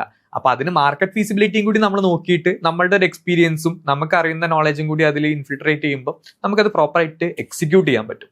ഇതാണ് നമ്മൾ ചെയ്തുകൊണ്ടിരിക്കുന്ന കാര്യങ്ങളും ആൾക്കാർ മനസ്സിലാക്കേണ്ട കാര്യങ്ങളും അതും തന്നെയാണ്. നിങ്ങൾക്കൊരു ബിസിനസ് ഉണ്ടെങ്കിൽ, നിങ്ങളിപ്പോൾ ഒരു കൺസൾട്ടൻസിനെ എടുത്തിട്ടില്ലെങ്കിലും നിങ്ങൾക്ക് സ്വന്തമായിട്ട് കുറെ കാര്യങ്ങൾ ഡീകോഡ് ചെയ്യാൻ പറ്റും നിങ്ങളുടെ ബിസിനസ്സിൽ. എവിടെയാണ് നിങ്ങൾക്ക് ഏറ്റവും കൂടുതൽ ക്യാഷ് പോകുന്നത്, ഏത് ലൈക്ക് എംപ്ലോയീസിനെ നിങ്ങൾ കറക്റ്റായിട്ട് ഇവാലുവേറ്റ് ചെയ്യുന്നുണ്ടോ, അവരെ നിങ്ങൾ പ്രോപ്പർലി ട്രീറ്റ് ചെയ്യുന്നുണ്ടോ, അവർക്ക് വേണ്ട സർവീസ് കാര്യങ്ങൾ കൊടുക്കുന്നുണ്ടോ, നിങ്ങളുടെ കസ്റ്റമേഴ്സിന് നിങ്ങൾ വേണ്ട സർവീസസ് കൊടുക്കുന്നുണ്ടോ, അവരുടെ അടുത്ത് നിങ്ങൾ ഫീഡ്ബാക്സ് കളക്ട് ചെയ്യുന്നുണ്ടോ, ആ ഫീഡ്ബാക്സ് വെച്ചിട്ട് നിങ്ങൾ ഇംപ്രൂവൈസ് ആവുന്നുണ്ടോ, ഇങ്ങനെ കുറെ കാര്യങ്ങൾ നമ്മൾ ചെയ്താലേ നമുക്ക് ഗ്രോത്ത് ഉണ്ടാവുള്ളൂ. അല്ലെങ്കിൽ ആൾക്കാരെ പിടിച്ച് പുറത്താക്കും. ഈ 4 ക്വാഡ്രന്റ് ഒരു സംഭവം പറഞ്ഞല്ലോ, അതിൽ ഞാൻ കുറെ ആൾക്കാരിൽ ഡിസ്കസ് ചെയ്തിരുന്ന സമയത്ത് ഇവിടുത്തെ ആൾക്കാർ മൈൻഡ് സെറ്റ് ഞാൻ കണ്ടാണ് ഫൗണ്ടേഴ്സിന്റെ, അതായത് ഇത് അനലൈസ് ചെയ്യാത്തോണ്ടായിരിക്കാം ചിലപ്പോ അവർ ഈ ഡോഗ് പ്രൊഡക്റ്റിനെ പറഞ്ഞവര് ചിലപ്പോ ഒഴിവാക്കാൻ, കാരണം ചിലവർക്ക് ഒരു ഇമോഷണൽ അറ്റാച്ച്മെന്റ്, നമുക്ക് എല്ലാവർക്കും നമ്മൾ ബിസിനസ് തുടങ്ങുമ്പോൾ നമ്മളെ ബേബി ആയിരിക്കുമല്ലോ, അപ്പൊ നമ്മൾ ഒരു ഇമോഷണൽ അറ്റാച്ച്മെന്റ് ആണ്. അപ്പൊ അത് എടുത്ത് ഒഴിവാക്കാന്ന് പറയുമ്പോൾ ലൈക്ക് എന്തോ അവരെ ഇതൊന്നും ഡിറ്റാച്ച് ചെയ്യണ മാതിരിയുള്ള ഒരു ഫീലിംഗ് ആണ്. Like how do you convince dum? Like അങ്ങനെ ഫൗണ്ടേഴ്സിന്റെ റിയാക്ഷൻ എന്താ? നമ്മൾ കൺവിൻസ് ചെയ്യുന്നത് നമ്മളെ എല്ലാ കാര്യങ്ങളും, ഇപ്പൊ ഞാൻ നേരത്തെ പറഞ്ഞ പ്രൊപ്പോസൽ അടക്കം നമ്മൾ ഇന്റർവ്യൂ ചെയ്താൽ വരുന്ന കാര്യങ്ങളെല്ലാം ന്യൂമറിക്കൽസ് ആണ്. നമ്പേഴ്സ് വെച്ചിട്ട് മാത്രമാണ് ദർ ഇസ് നോ ഇമോഷൻ. അപ്പം ഇമോഷൻ എന്ന് പറയുന്നത് നമ്മൾ കസ്റ്റമേഴ്സിന്റെ അടുത്തും സ്റ്റാഫിന്റെ അടുത്തുമാണ് ഇമോഷൻസ് വെച്ചിട്ടുള്ള ഗെയിം ഉള്ളത്. ബാക്കി പ്രൊഡക്റ്റിന്റെ ബേസിലോ അല്ലെങ്കിൽ ഓപ്പറേഷൻ സൈഡിലോ നോക്കുമ്പോൾ നമ്മൾ ഇമോഷനേക്കാൾ കൂടുതൽ നോക്കുക നമ്പേഴ്സ് ആണ്. അത് അവിടെ എപ്പോഴാണ് ഇമോഷൻ ബ്രേക്ക് ആവുക എന്ന് വെച്ചിട്ടുണ്ടെങ്കിൽ, ഇപ്പൊ നമ്മുടെ ഒരു സ്റ്റാഫ് അല്ലെങ്കിൽ ഒരു കസ്റ്റമർ നമുക്ക് മണി ഡ്രെയിനിങ് നടത്തുന്നുണ്ടെങ്കിൽ അതൊരു റെഗുലർ ആയിട്ട് വരുന്ന ഒരു മണി ഡ്രെയിനിങ് മാത്രമാണ്, ഇതിനോട് കമ്പനിക്ക് ഒരു ഗുണമില്ലെങ്കിൽ നമ്മൾ എന്ത് ചെയ്യുന്ന വെച്ചിട്ടുണ്ടെങ്കിൽ അത് പോയിന്റ് ഔട്ട് ചെയ്ത് കാണിച്ചു കൊടുക്കും.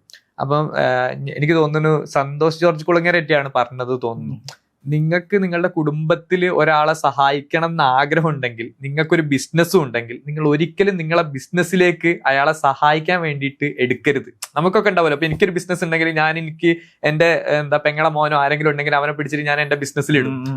അതാണ് നമ്മൾ അവരോടും നമ്മളെ ബിസിനസ്സിനോടും ചെയ്യുന്ന ഏറ്റവും വലിയ ദ്രോഹം. നമുക്ക് ഒരാളെ സഹായിക്കണം എന്നുണ്ടെങ്കിൽ പറ്റിയ പൈസ കൊടുത്തിട്ട് സഹായിച്ച് ഒഴിവാക്കുക. ഇത് ബിസിനസ്സിലേക്ക് ഇടുമ്പം പിന്നീട് ഇത് നമുക്കൊരു ബാധ്യതയാണ്. ഇതേപോലെ തന്നെയാണ് നമ്മുടെ പ്രൊഡക്റ്റും. നമ്മളൊരു പ്രൊഡക്റ്റ് വെച്ചിട്ട് നമ്മുടെ ബിസിനസ് സ്റ്റാർട്ട് ചെയ്തു, ഓൺ ദ ഗോ ലോങ് റണ്ണിലേക്ക് എത്തിയപ്പോൾ ഇതിന്റെ ഡിമാൻഡ് കുറഞ്ഞു, ആൾക്കാർക്ക് ആവശ്യമില്ല. പിന്നെ അവിടെ നമ്മൾ ഇമോഷൻ കീപ്പ് ചെയ്യേണ്ട ആവശ്യം. നമ്മൾക്ക് എന്താണെന്ന് വെച്ചിട്ടുണ്ടെങ്കിൽ നമ്മുടെ ഇന്ത്യൻ കൾച്ചറിൽ ഇമോഷൻ അല്ലെങ്കിൽ ഈ ഒരു നമ്മളെല്ലാത്തിനോട് ഇമോഷണലി ഭയങ്കര അറ്റാച്ച്ഡ് ആവുന്ന അത് നമ്മുടെ ഒരു കൾച്ചറിന്റെ പ്രശ്നമാണ്. പക്ഷെ അത് നമ്മള് ബിസിനസ് ഒരു അനുഭവം ഉണ്ടായിട്ടുണ്ടോ? Like when you said this is your dog product, അങ്ങനെ ഫൗണ്ടറിനെ പറഞ്ഞിട്ട് അയാൾക്ക് ഒഴിവാക്കാൻ മടി അല്ലെങ്കിൽ അതിന് അങ്ങനെ ലൈക്ക് പ്രൊഡക്റ്റിനൊന്നുമില്ല, ഫൗണ്ടറിന് ആഗ്രഹം ഉണ്ടായിരുന്നു. ഇമോഷണലി പറയുകയാണെങ്കിൽ ഫൗണ്ടർ ഒരു പ്രൊഡക്റ്റ് കൊണ്ടുവന്നു. അപ്പൊ ആ പ്രൊഡക്റ്റ് നമ്മൾ ഫൗണ്ടറിന്റെ അടുത്ത് പറഞ്ഞു, ലൈക്ക് ഇതിനിപ്പോ മാർക്കറ്റിൽ ഡിമാൻഡ് ഇല്ല എന്ന് പറഞ്ഞു. പക്ഷെ ഫൗണ്ടറിന്റെ ചെറുപ്പത്തിൽ ബിസിനസ് തുടങ്ങാൻ പോകുമ്പോൾ ഫൗണ്ടറിന്റെ ചെറുപ്പത്തിലൊക്കെ ഉള്ള ഒരു ആഗ്രഹമായിരുന്നു ഈ ഒരു പ്രൊഡക്റ്റ് ഇതാക്കണം, ഇത് എല്ലാവരിലേക്ക് എത്തിക്കണം. സ്കെയിലൊന്നും ചെയ്യണ്ട, പുള്ളിയുടെ ഒരു ആഗ്രഹമാണ് ഇത് എല്ലാവരിലേക്ക് എത്തിക്കണം. അപ്പൊ ഞാൻ പറഞ്ഞു ഇത് നമ്മൾ ഇപ്പൊ ഇതിനേക്ക് ആ പ്രൊഡക്റ്റിന് ആകെ 1000 രൂപ വില ഉള്ളൂ. ഇത് നമ്മൾ മാർക്കറ്റ് ചെയ്തൊരു കസ്റ്റമറിനെ അക്വയർ ചെയ്യുമ്പോൾ തന്നെ ഇതിലേക്ക് വലിയൊരു നമ്പർ വരും. ഇതിന്റെ ആവശ്യക്കാർ എന്ന് പറയുന്നത് വളരെ കുറവേ ഉള്ളൂ. അപ്പൊ പുള്ളിയുടെ അടുത്ത് പറഞ്ഞപ്പോൾ പുള്ളിക്ക് എന്താ വെച്ചിട്ടുണ്ടെങ്കിൽ ഇതെന്റെ ചെറുപ്പത്തിലുള്ള ഒരു ആഗ്രഹം. അപ്പൊ പിന്നെ നമുക്കൊന്നും പറയാനില്ല, പുള്ളിയുടെ പൈസ പുള്ളിയുടെ ബിസിനസ്. നമ്മൾ പറഞ്ഞു നിങ്ങൾ ഇങ്ങനെയൊക്കെ ചെയ്തോളൂ, പക്ഷെ ഇതൊരിക്കലും പ്രോഫിറ്റബിൾ ആവില്ല, നമുക്കിത് മാക്സിമം ചെയ്യാൻ പറ്റുന്നത് ഒരു ബ്രേക്ക് ഈവനിലേക്ക് എത്തിക്കാൻ പറ്റുമോ നോക്കാം. പുള്ളി പറഞ്ഞു കുഴപ്പമില്ല എന്നാണ്. ഒരു 1.5 മാസം 2 മാസം കഴിഞ്ഞ് അതിലേക്ക് ആൾക്കാരൊന്നും വരാണ്ടായപ്പം പുള്ളി നിർത്തി. അപ്പൊ അത് നമ്മൾ ചില കാര്യങ്ങൾ നമ്മൾ പറഞ്ഞാല് അവരെടുക്കില്ല. നമുക്ക് പിന്നെ അതിൽ ചെയ്യാൻ പറ്റുക എന്താന്ന് വെച്ചിട്ടുണ്ടെങ്കിൽ അവിടെ ഞാൻ ചോദിച്ചോട്ടെ, അങ്ങനെ എടുക്കാതെ നിൽക്കുമ്പോൾ like it's affecting your product right? അതായത് നിങ്ങൾ അവിടെ അതാണല്ലോ ഉദ്ദേശിക്കുന്നത്. പക്ഷെ അത് നമ്മൾ ആദ്യം തന്നെ നമ്മളത് പറഞ്ഞിട്ട്, ഞാൻ പറഞ്ഞല്ലോ നമ്മൾ ന്യൂമറിക്കലി കാണിച്ചു കൊടുക്കും, ഇതാണ് സാധനം, ഇതാണ് പാർട്ട് എന്നുള്ളത് നമ്മൾ പ്രോപ്പർലി കാണിച്ചു കൊടുക്കും. അപ്പൊ അതിന് നമ്മളടുത്ത് ലൈക്ക് ബൈൻഡിങ് എവിഡൻസസ് ഉണ്ടായിരിക്കും. എന്ന് വെച്ചാൽ ഞാനിപ്പം സേ ഫോർ എക്സാമ്പിൾ അതൊരു കോഴ്സ് ആണെന്ന് വിചാരിക്കാം. നമ്മൾ 8 കൂടുതൽ ചെയ്യുന്നതുകൊണ്ടാണ് ഞാൻ ഈ എഡ്യൂക്കേഷൻ സെക്ടറിലേക്ക് കൂടുതൽ വന്നു പോകുന്നത്. അപ്പൊ നമ്മളിപ്പോ ഒരു കോഴ്സ് എടുത്തു, അപ്പൊ 1000 രൂപയുടെ പ്രൊഡക്റ്റ് ആണ്. അപ്പൊ നമ്മൾ വിചാരിക്കും ഇത് കുറെ ആൾക്കാരിലേക്ക് പോയില്ല എന്നുള്ളത്. അപ്പൊ അതിന് ഡിമാൻഡ് ഇല്ലാത്തൊരു പ്രൊഡക്റ്റ് ആകുമ്പോൾ നമ്മൾ അതിന്റെ ഓഡിയൻസിന്റെ സ്ട്രെങ്ത്, ഞാൻ നേരത്തെ പറഞ്ഞ അതേ സ്റ്റെപ്പിന്റേക്കും ഓഡിയൻസിന്റെ സ്ട്രെങ്ത് കാണിച്ചു കൊടുക്കും. അപ്പൊ ആ ഓഡിയൻസ് സ്ട്രെങ്ത് ഒരു 10,000 താഴെയാണെങ്കിൽ, അത് ഓൾ കേരള എടുക്കുമ്പോഴും GCC എല്ലാം കൂടി എടുക്കുമ്പോൾ 10,000 താഴത്താണെങ്കിൽ നമ്മൾ ഇതിലേക്ക് മാർക്കറ്റ് ചെയ്യേണ്ട ആവശ്യമില്ല. കാരണം ഏറ്റവും മിനിമം പ്രൈസിൽ നമുക്ക് കിട്ടുന്ന മാർക്കറ്റിംഗ് സ്ട്രാറ്റജിയാണ് ഡിജിറ്റൽ മാർക്കറ്റിംഗ്. ഡിജിറ്റൽ മാർക്കറ്റിംഗ് ചെയ്താൽ പോലും അതിന്റെ CPL എന്ന് പറയുമ്പോൾ നമുക്കൊരു 100 രൂപന്റെ അടുത്ത് വരും. അപ്പൊ ഓൾറെഡി അതിന്റെ 10% നമ്മൾ കസ്റ്റമർ അക്വയർ ചെയ്യാൻ വേണ്ടി, അപ്പൊ 10% അല്ല പോവുക, നമ്മളൊരു 4 ലീഡോ അല്ലെങ്കിൽ 10 ലീഡോ ഒക്കെ വരുമ്പോഴായിരിക്കും അതൊന്ന് ഒന്നെങ്കിലും ക്വാളിഫൈഡ് ആയിട്ട് നമ്മളിലേക്ക് ആവശ്യമുണ്ട് എന്ന് പറഞ്ഞു വരുന്നുണ്ടാവുക. അപ്പൊ നമ്മൾ 1000 രൂപയുടെ ഒരു സാധനം വിൽക്കുമ്പോഴത്തേക്കും നമ്മൾ അവിടെ 2000 രൂപ ചെലവ് വന്നിട്ടുണ്ടായിരിക്കും. അപ്പൊ ഒബ്വിയസ്ലി അത് നഷ്ടത്തിലേക്കായിരിക്കും പോകുന്നുണ്ടായിരിക്കും. അപ്പം പുള്ളി അതിനൊരു, അതാ ഞാൻ നേരത്തെ പറഞ്ഞത്, നമ്മളത് വൺസ് ഡോഗ് ആയിട്ട് ഐഡന്റിഫൈ ചെയ്ത് കഴിഞ്ഞിട്ടുണ്ടെങ്കിൽ അതിന്റെ ന്യൂമറിക്കൽസ് പറഞ്ഞു കൊടുക്കും. ബാക്കി പിന്നെ ഡിസിഷൻ എടുക്കുക എന്ന് പറയുന്നത് അവരുടെ പാർട്ടാണ്. അതിൽ നമ്മൾ അധികം ഫോഴ്സ് ചെയ്ത് കഴിഞ്ഞാലും, ഞാൻ പറഞ്ഞ വെച്ചാൽ അതായത് അവര് നോന്ന് പറഞ്ഞു കഴിഞ്ഞാൽ അത് ഒഴിവാക്കാൻ പറ്റൂല. ഇറ്റ്സ് ഇമ്പാക്ടിങ് യുവർ ഒബ്വിയസ്ലി ഉണ്ട്. അത് നമ്മൾ പറയാറുണ്ട്. അത് നമ്മൾ അവരുടെ അടുത്ത് പറയും. നമ്മൾക്ക് കാരണം ഇപ്പൊ നമ്മളൊരു പാർട്ട് എടുക്കുന്ന സമയത്ത് നമ്മൾ ചില സമയത്ത് മാർക്കറ്റിംഗ് മാത്രം എടുത്തിട്ടുണ്ടാവുള്ളൂ. അപ്പൊ നമ്മൾ പറയും നമുക്ക് സെയിൽസ് ടീമിനെ കാണണം, സംസാരിക്കണം. അപ്പൊ ഒരിക്കലും അത് നിങ്ങളുടെ പാർട്ടല്ല, നമ്മളുടെ പാർട്ടാണ്. കാരണം ഞങ്ങളിപ്പോ മാർക്കറ്റിംഗ് ചെയ്തിട്ട് അത്രയും കമ്പനിയിലേക്ക് ഒരു ഇമ്പാക്ട് കൊണ്ടുവരുമ്പം അതിന്റെ ഇമ്പാക്ട് ഉണ്ടോ ഇല്ലേ എന്ന് പറയുന്ന ടീം എന്ന് പറയുന്നത് സെയിൽസ് ടീമാണ്. അപ്പൊ അവര് പറയാണ് നിങ്ങൾ ചെയ്തിട്ട് ഞങ്ങൾക്ക് പ്രത്യേകിച്ച് ഒരു സാധനം ഇല്ല, നമുക്കൊരു ഇൻകമിങ് വരില്ല, പ്രൊഡക്റ്റിനൊരു ഡിമാൻഡ് ഇല്ല എന്ന് പറയുകയാണെങ്കിൽ ഞങ്ങൾ ചെയ്തൊരു മിസ്റ്റേക്ക് ഉണ്ട്. അപ്പൊ ഞങ്ങളെ സംബന്ധിച്ചിട്ട് ഒരു ഡിപ്പാർട്ട്മെന്റ് എടുക്കുമ്പോൾ ബാക്കി ഡിപ്പാർട്ട്മെന്റിന് ക്വാളിറ്റി ഉണ്ട് എന്ന് ഉറപ്പ് വരുത്തേണ്ടത് ഞങ്ങളുടെ ഉത്തരവാദിത്തമാണ്. ഇല്ലെങ്കിൽ ഞങ്ങൾ ഈ ചെയ്തതിനൊന്നും അർത്ഥം ഉണ്ടായിരിക്കില്ല. സോ ഒബ്വിയസ്ലി നമ്മളിപ്പോൾ എല്ലാവരുടെ പറയാറുണ്ട്, സെയിൽസും മാർക്കറ്റിംഗും ഓപ്പറേഷൻസ് ആൻഡ് പ്രൊഡക്റ്റ് ഡെവലപ്മെന്റ് ഇതെല്ലാം ഇന്റർ കണക്റ്റഡ് ആണ്. ഇതൊന്നും സെപ്പറേറ്റ് ആയിട്ട് ചെയ്യേണ്ട കാര്യങ്ങളല്ല. അപ്പോൾ ഒന്ന് ഇമ്പ്രൂവ് ആക്കുന്ന സമയത്ത് ബാക്കിയുള്ളതിനും അതിന്റെ ക്വാളിറ്റി ഉണ്ട് എന്നുള്ളത് അഷ്യൂർ ചെയ്യണം. അത് ഞങ്ങൾ അഷ്യൂർ ചെയ്യാറുണ്ട്. മോസ്റ്റ് ഓഫ് ദി കേസസും നമ്മൾ അവരെ കണ്ട് സംസാരിച്ച് അവിടെ ഒരു സിസ്റ്റം അല്ലെങ്കിൽ അതിലേക്ക് വേണ്ടിയിട്ടുള്ള സജഷൻസ് ഇനിയിപ്പോൾ ഫ്രീ ആയിട്ടാണെങ്കിലും കൊടുക്കും. കാരണം ചില സാധനം ഇപ്പൊ നമ്മൾ ആദ്യം തന്നെ ചെക്ക് ചെയ്യും. ആദ്യത്തിലൊക്കെ നമുക്ക് ഈ സാധനം പറ്റിയിട്ടുണ്ട്, അപ്പൊ നമ്മൾ എന്ത് ചെയ്യുന്ന വെച്ചിട്ടുണ്ടെങ്കിൽ ഫ്രീ ആയിട്ട് കൺസൾട്ടേഷൻ കൊടുക്കും. ഈവൻ ഞാൻ ഫൈനാൻസ് കൺസൾട്ടേഷൻ വരെ കൊടുത്തിട്ടുണ്ട്. ഒരു കമ്പനിയിൽ ഞാൻ കയറി എല്ലാം സെറ്റായി കഴിഞ്ഞിട്ട് എങ്ങനെ നോക്കിയിട്ടും കമ്പനി ബ്രേക്ക് ഈവൻ ആവുന്നില്ല. അപ്പൊ അവര് ഞാൻ വരുന്നതിന് മുമ്പ് ബ്രേക്ക് ഈവൻ ആയിക്കൊണ്ടിരുന്നതാണ്. അപ്പൊ ഞാൻ എന്തോ ഭാഗ്യത്തിന് നമ്മൾ പ്ലാൻ ചെയ്തതെല്ലാം വർക്ക്ഔട്ട് ആവുന്നുണ്ട്. ഞാൻ നോക്കുമ്പോൾ ഫൈനാൻസ് അടപടലം തെറ്റിയിരിക്കുകയാണ്. അപ്പൊ company actually kind of break ഈവനിൽ എത്തിയിട്ടുണ്ട്. പക്ഷെ ഇവരുടെ ഫൈനാൻസിൽ ഇത് നോക്കാനോ അല്ലെങ്കിൽ ഇതിന്റെ കാര്യങ്ങൾ ബുക്ക് കീപ്പിങ്ങിന് പോലും പ്രോപ്പർ ആയിട്ട് ഒരാളില്ല. കാരണം ഫൗണ്ടർ വയ്ക്കുന്നത് ഒരു അക്കൗണ്ടന്റിനെ വെക്കുന്നത് ചെലവല്ലേ എന്നുള്ളതാണ്. അപ്പൊ അതിന് വേറെ ഒരാളെ, ഒരു സെയിൽസ് ടീമുള്ള ഒരാളെ പിടിച്ചിട്ട് ഏൽപ്പിച്ചതാ. അയാൾക്ക് ഇതിന്റെ ABCD അറിയില്ല. എന്നിട്ട് ഞാൻ ആദ്യം ബേസിക് എക്സൽ വെച്ചിട്ട് ഗൂഗിൾ ഷീറ്റ് വെച്ചിട്ട് അവർക്ക് ഫുള്ള് സാധനങ്ങൾ സെറ്റ് ചെയ്ത് കൊടുത്തു. എങ്ങനെ ഒരു റിപ്പോർട്ട് ജനറേറ്റ് ചെയ്യണം. എനിക്ക് തോന്നുന്നു ഞാൻ 10 ഷീറ്റ് വെച്ച് ഉണ്ടാക്കിയിട്ടാണ് അവർക്ക് ഒരു റിപ്പോർട്ടിംഗ് ഷീറ്റിലേക്ക് എത്തിയിട്ടുണ്ടായിരുന്നത്. എന്നിട്ട് ഞാൻ അവരോട് പറഞ്ഞു, നിങ്ങൾ മിനിമം ഒരു ടാലി എങ്കിലും പർച്ചേസ് ചെയ്യും, ഇത്രയും വലിയ ബിസിനസ് ചെയ്യുന്നുണ്ട്. പുള്ളി എനിക്ക് തോന്നുന്നു മാസം ഒരു 10-20 ലക്ഷം റുപ്യേൻ്റെ അടുത്ത് ബിസിനസ് ചെയ്യുന്നുണ്ട്. എന്നിട്ടാണ് പുള്ളി ഇത് ചെയ്യുന്നത്. അപ്പം നമ്മൾ വന്നതിന് ശേഷം അത് അതിൻ്റെ മേൽ കൂടി സെയിൽസ് കൂടാനുള്ള ഇതിലേക്ക് എത്തിയിട്ടുണ്ട്. അപ്പം നമ്മൾ ഷീറ്റ്സിലേക്ക് കീപ്പ് ചെയ്തപ്പോൾ ഷീറ്റ്സ് ഓക്കെയാണ്. പക്ഷെ നിങ്ങൾക്ക് സ്കെയിലപ്പ് ആവുന്ന സമയത്ത് ഒരു സോഫ്റ്റ്വെയർ നിർബന്ധമാണ്. അത് ബേസിക് ആയിട്ട് ടാലി എല്ലാവർക്കും അറിയായിരിക്കും. അവരെ വെച്ചെങ്കിലും ചെയ്യണമെന്ന് നമ്മൾ റെക്കമെൻഡ് ചെയ്യാറുണ്ട്. ചില കേസിൽ നമ്മൾ വാശി പിടിക്കും ഈ പറഞ്ഞ പോലെ, അല്ലെങ്കിൽ നമ്മൾ ഈ ചെയ്യുന്നതിനൊന്നും ഗുണം ഉണ്ടാവില്ല. അപ്പോൾ റിട്ടൻഷന്റെ സംഭവം നമ്മൾ സംസാരിച്ചത്. Coming back to customer acquisition, like 2 mediums ഉണ്ട് കസ്റ്റമറിനെ അക്വയർ ചെയ്യുന്നത്, ഓഫ്ലൈൻ, ഓൺലൈൻ. ലൈക്ക് നിങ്ങൾ എന്താണ് സജസ്റ്റ് ചെയ്യുക? ഒരു ഇപ്പോഴത്തെ ഒരു ബിസിനസ് കിട്ടിക്കഴിഞ്ഞാൽ അവരോട് ഓൺലൈൻ മാത്രം ഫോക്കസ് ചെയ്യണം എന്നാണോ, അല്ലെങ്കിൽ ഓഫ്ലൈൻ ഫോക്കസ് ചെയ്യണം എന്നാണോ, അല്ലെങ്കിൽ രണ്ടും കൂടിയിട്ടുള്ള മാർക്കറ്റിംഗ് സ്ട്രാറ്റജീസ് അപ്രോച്ച് ചെയ്യണം എന്നാണോ? കസ്റ്റമർ അക്വിസിഷൻ എന്ന് പറയുമ്പോൾ ലൈക്ക് കസ്റ്റമർ എന്നുള്ളതാണ്. അതിലെ മീഡിയം ഡസൻ മാറ്റർ. നിങ്ങൾ ഓഫ്ലൈനും ചെയ്യണം, ഓൺലൈനും ചെയ്യണം.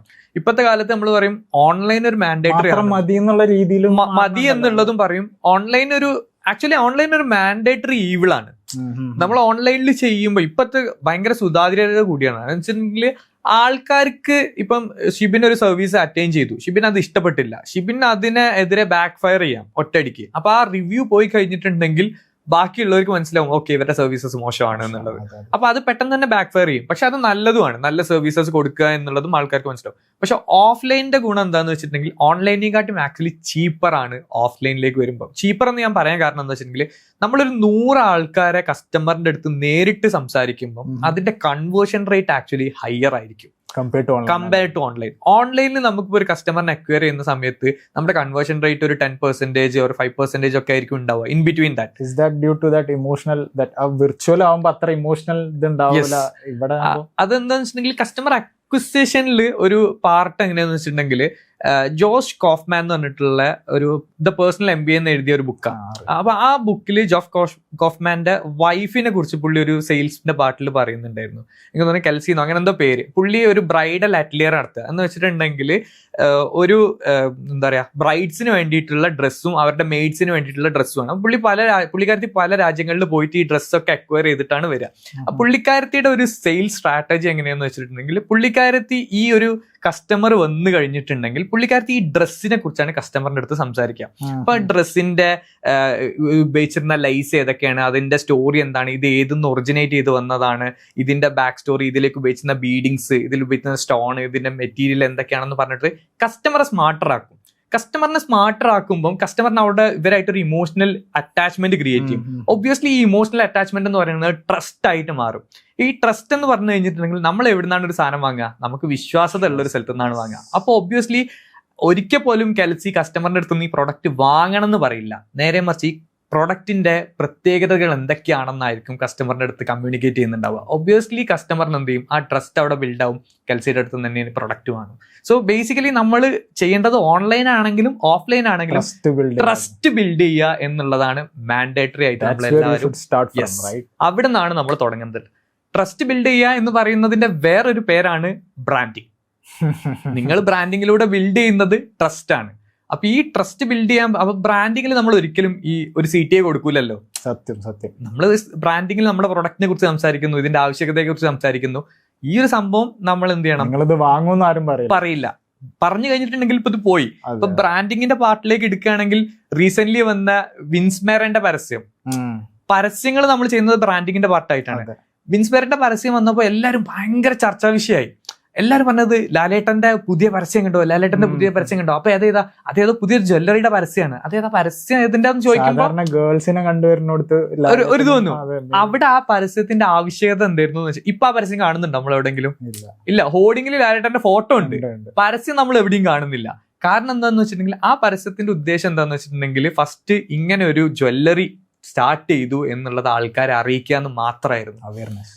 കാരണം മലബാർ ഗോൾഡിന്റെ പരസ്യം എടുക്കുക at the same time, same പരസ്യം തന്നെ നമുക്ക് ഓരോന്നിന്റെ ഇടയിലും ഇങ്ങനെ കണ്ട പരസ്യം സെയിം റിപ്പീറ്റഡ് ഇങ്ങനെ വരുന്ന കാണാം, ഇപ്പോഴും വരുന്ന കാണാം പഴയ പരസ്യങ്ങളൊക്കെ. പക്ഷെ അതെന്താന്ന് വെച്ചിട്ടുണ്ടെങ്കിൽ അവയർനെസ് ഇല്ല. അവിടെ അവർ പ്രോപ്പർ ബ്രാൻഡിങ് ആണ് ചെയ്യുന്നത്. ഇപ്പൊ ഈ സെയിം ആളുടെ തന്നെ, പുള്ളിയുടെ പേര് ഞാൻ മറന്നുപോയി, നമ്മുടെ തുടരൂരിലെ ജോർജ് സാറാണ് ഈ പരസ്യം എടുത്തിട്ടുണ്ടായിരുന്നത്. പുള്ളിയാണ് നമ്മുടെ വോഡഫോണിന്റെ സൂസു പരസ്യം.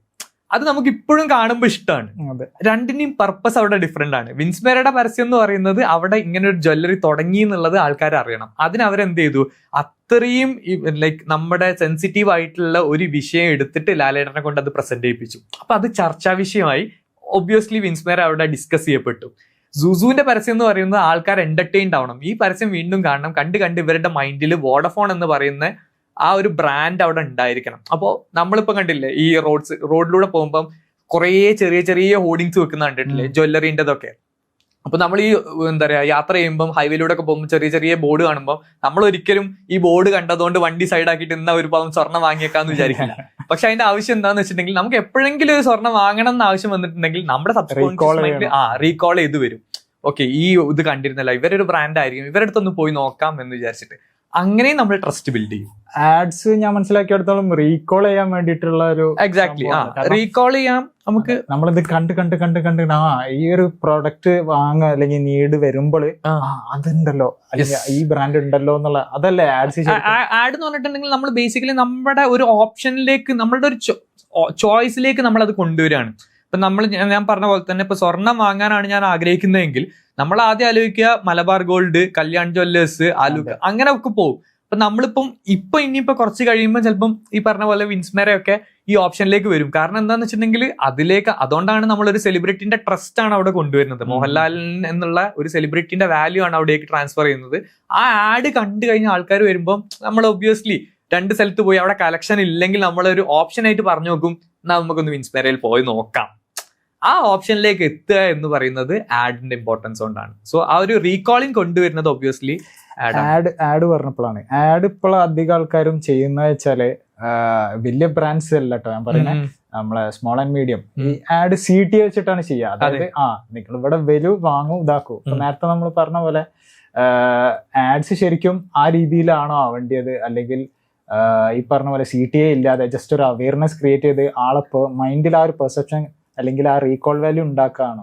അതാണ് ഞാൻ നേരത്തെ പറഞ്ഞത്. ആഡ് ചെയ്യുന്ന സമയത്ത് ഓരോ ആഡിനും പ്രത്യേകത ഉണ്ട്. ഇപ്പൊ ഞാൻ പറഞ്ഞല്ലോ വിൻസ്മേരന്റെ പരസ്യം എന്ന് പറയുന്നത് ഒരു അവയർനെസ് ക്രിയേറ്റ് ചെയ്യാന്ന്, സൂസുവിന്റെ പരസ്യം എന്ന് പറഞ്ഞിട്ടുണ്ടെങ്കിൽ എന്റർടൈൻ ചെയ്യാന്നുള്ളതാണ്. അപ്പൊ അവിടെ നമ്മളുടെ പർപ്പസ് എന്താന്ന് നോക്കണം. രണ്ട് സൈഡിലും CTA ഇല്ലല്ലോ.